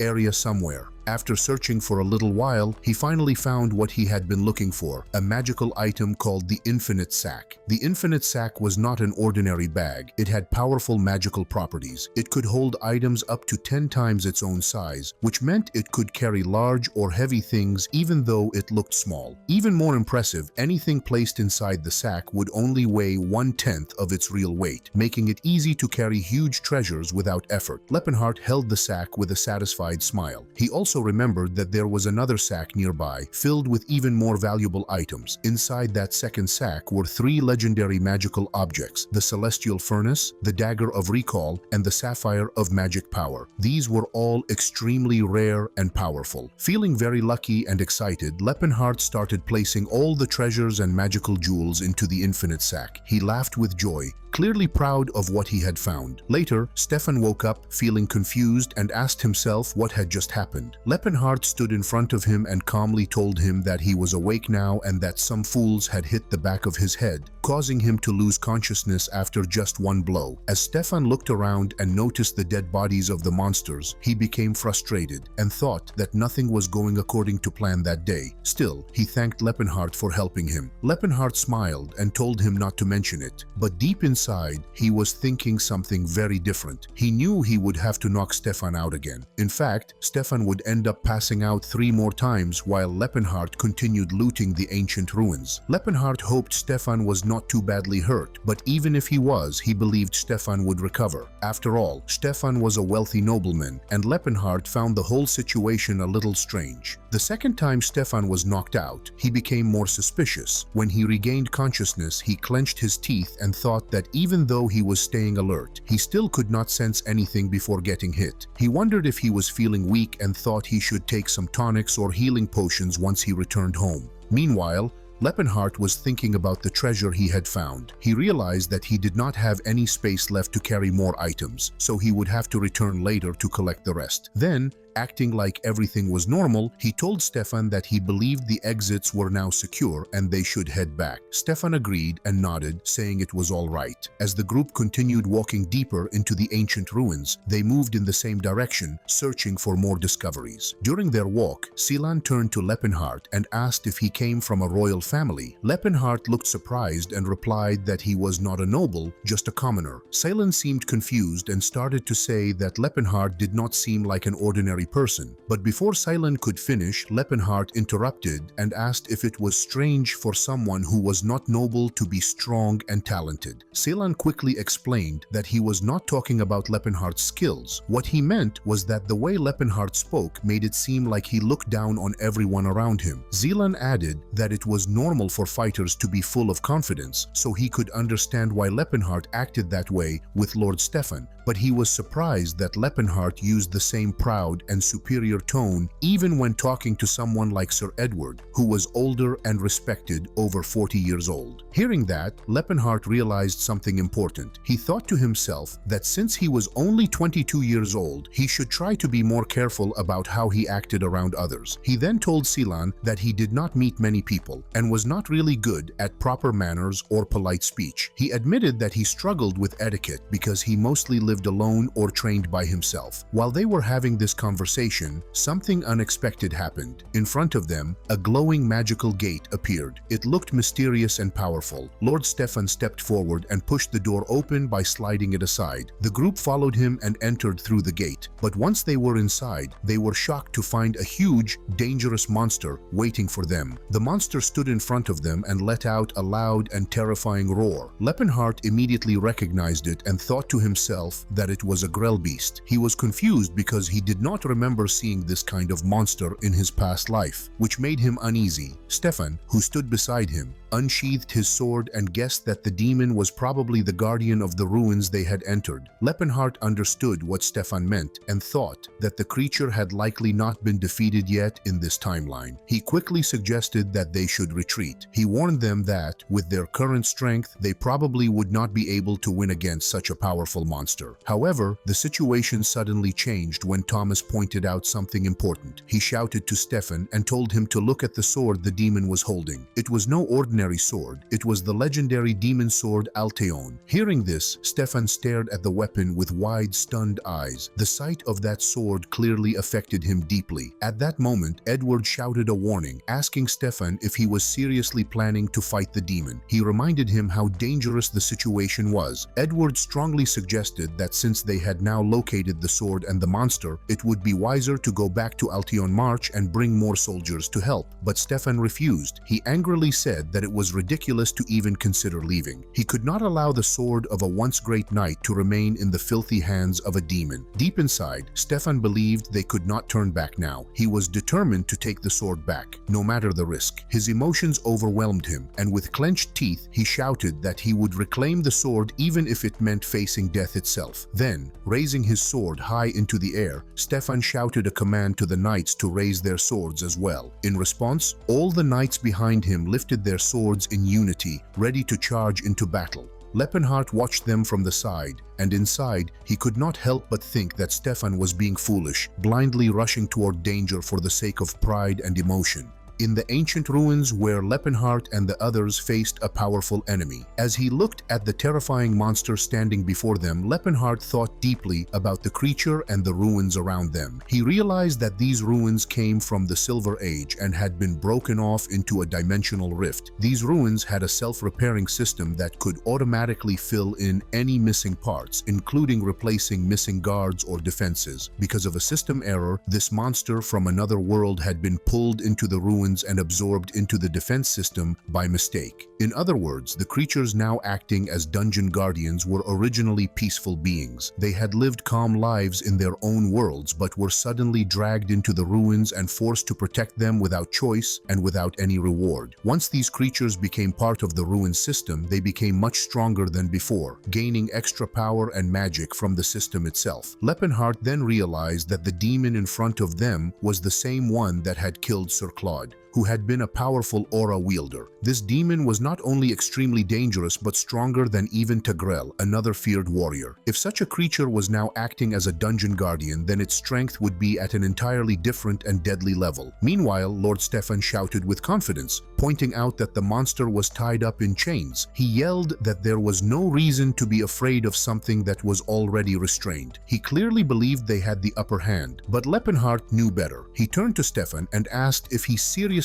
planned to fight that monster. Lepenheart warned him again that he and the others did not stand a chance in battle. He said that if they tried, they would all end up dying. Lord Stefan looked at Lepenheart and said they appreciated his help, but it seemed like Lepenheart was just a wanderer who did not understand true honor. Stefan believed there were some things in the world worth risking their lives for, and he thought this was one of those moments. But deep down, even Stefan had doubts. In his mind, he knew the situation was extremely dangerous, and Lepenheart was right. Still, he pushed forward. He raised his sword and shouted a command to his soldiers, telling the knights of House Alteon to give their lives if necessary and prove their bravery by fighting the demon. Lepenheart watched them charge and began to panic. He knew these knights were not even strong enough to defeat someone like Tagrel, who was far weaker than the current demon. He wondered how they possibly thought they could win this battle. While the knights attacked, Silan used his magic and shouted a prayer, calling on the priests of of Philinens to grant them the goddess's blessing. He hoped that holy magic would help defeat the evil demon. The demon struck back with overwhelming power. It launched a powerful counterattack and threw all of them into the air with ease. The knights were completely overpowered, like toys being tossed around. Lepenhard looked at the scene and calmly said he had already warned them this would happen. Then he looked at one of the knights flying through the air and said sarcastically that another one was coming. In his mind, he thought the knights were nothing more than punching bags to the demon. Despite the clear defeat, Stefan refused to give up. He shouted to his knights to hold their ground, declaring proudly that they were knights of House Alteon, and their courage would strike fear into the demon's heart. But in reality, the situation looked hopeless, and Lepenhard knew they were only making things worse by continuing to fight. He continued to think carefully about the situation and the people around him. He realized that Lord Stefan was the type of person who would not listen no matter how much someone tried to reason with him. Lepenhard understood that trying to explain things to Stefan would be pointless. However, he believed that Sir Edward seemed more reasonable and might actually listen if spoken to calmly. As for Stefan, surprisingly, he was still managing to stand his ground against the powerful monster, the Grellbeast. Lepenhard compared Stefan's fighting style to floating like a butterfly and stinging like a bee, meaning he was fast and clever in avoiding direct hits while landing sneaky attacks. But in truth, Lepenhard thought Stefan was only surviving by using cheap tricks and surprise moves. The knights and mages continued their attacks on the demon again and again. Silan kept casting holy magic and shouted strong prayers to the goddess Philinens. He begged her to destroy the evil monster using her sacred weapon, the Mace of Light, and asked for 1,000 holy strikes to fall on the creature. He put all his faith and power into the spells, hoping to weaken the demon even a little. Then,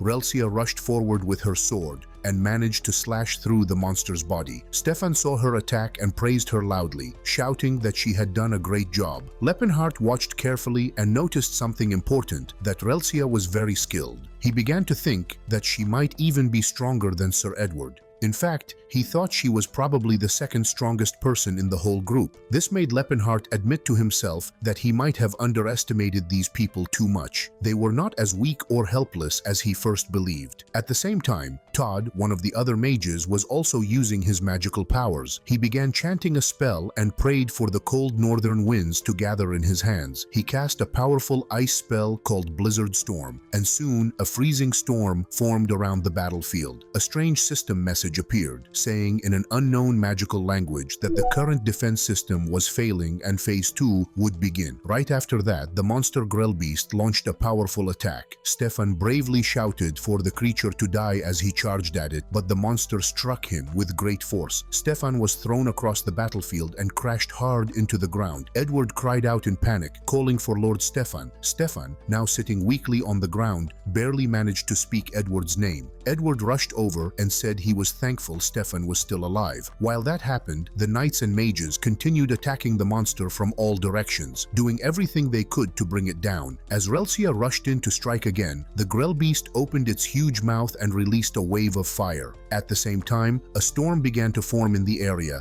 and a massive explosion occurred due to the monster's fire. Seelan saw the terrifying fire blast and stared in shock with wide eyes. Suddenly, Lepenhard jumped directly into the fire, surprising everyone. Seelan shouted his name in fear, but Lepenhard used his powerful sword technique to slash through the fire and remove it completely. He apologized, saying he was caught off guard and had not gotten there sooner to stop the danger. Inside, though, his thoughts were focused and intense. He wondered if he had any chance of defeating the Grellbeast. He admitted to himself that he was curious to test the full strength of his new body and power. He questioned whether his martial arts were strong enough to handle a creature like that. In his past life, when he had been a wizard, he would have avoided taking such dangerous risks. But now, he was a martial artist, and he actually felt excited at the idea of going head-to-head with a powerful enemy. It was a thrill he had never felt before in his previous life as a mage. Then, with a strong feeling in his heart, he clenched his fist and shouted that it finally felt real. He thought that if his master see him now, he would surely be proud. He remembered what he had learned during his training, that in any uncertain situation, he should always throw the first punch. Acting on that lesson, he used a special magic technique called Focused Energy Blast and launched an attack at the monster. But when the blast hit the demon, it had no effect. The creature was not harmed at all. The monster then attacked back at Lepenheim, but he quickly stepped back and dodged the strike just in time. Lepenheim noticed something important. He realized that normal steel swords were useless against this monster because they bounced off its tough skin. But he also saw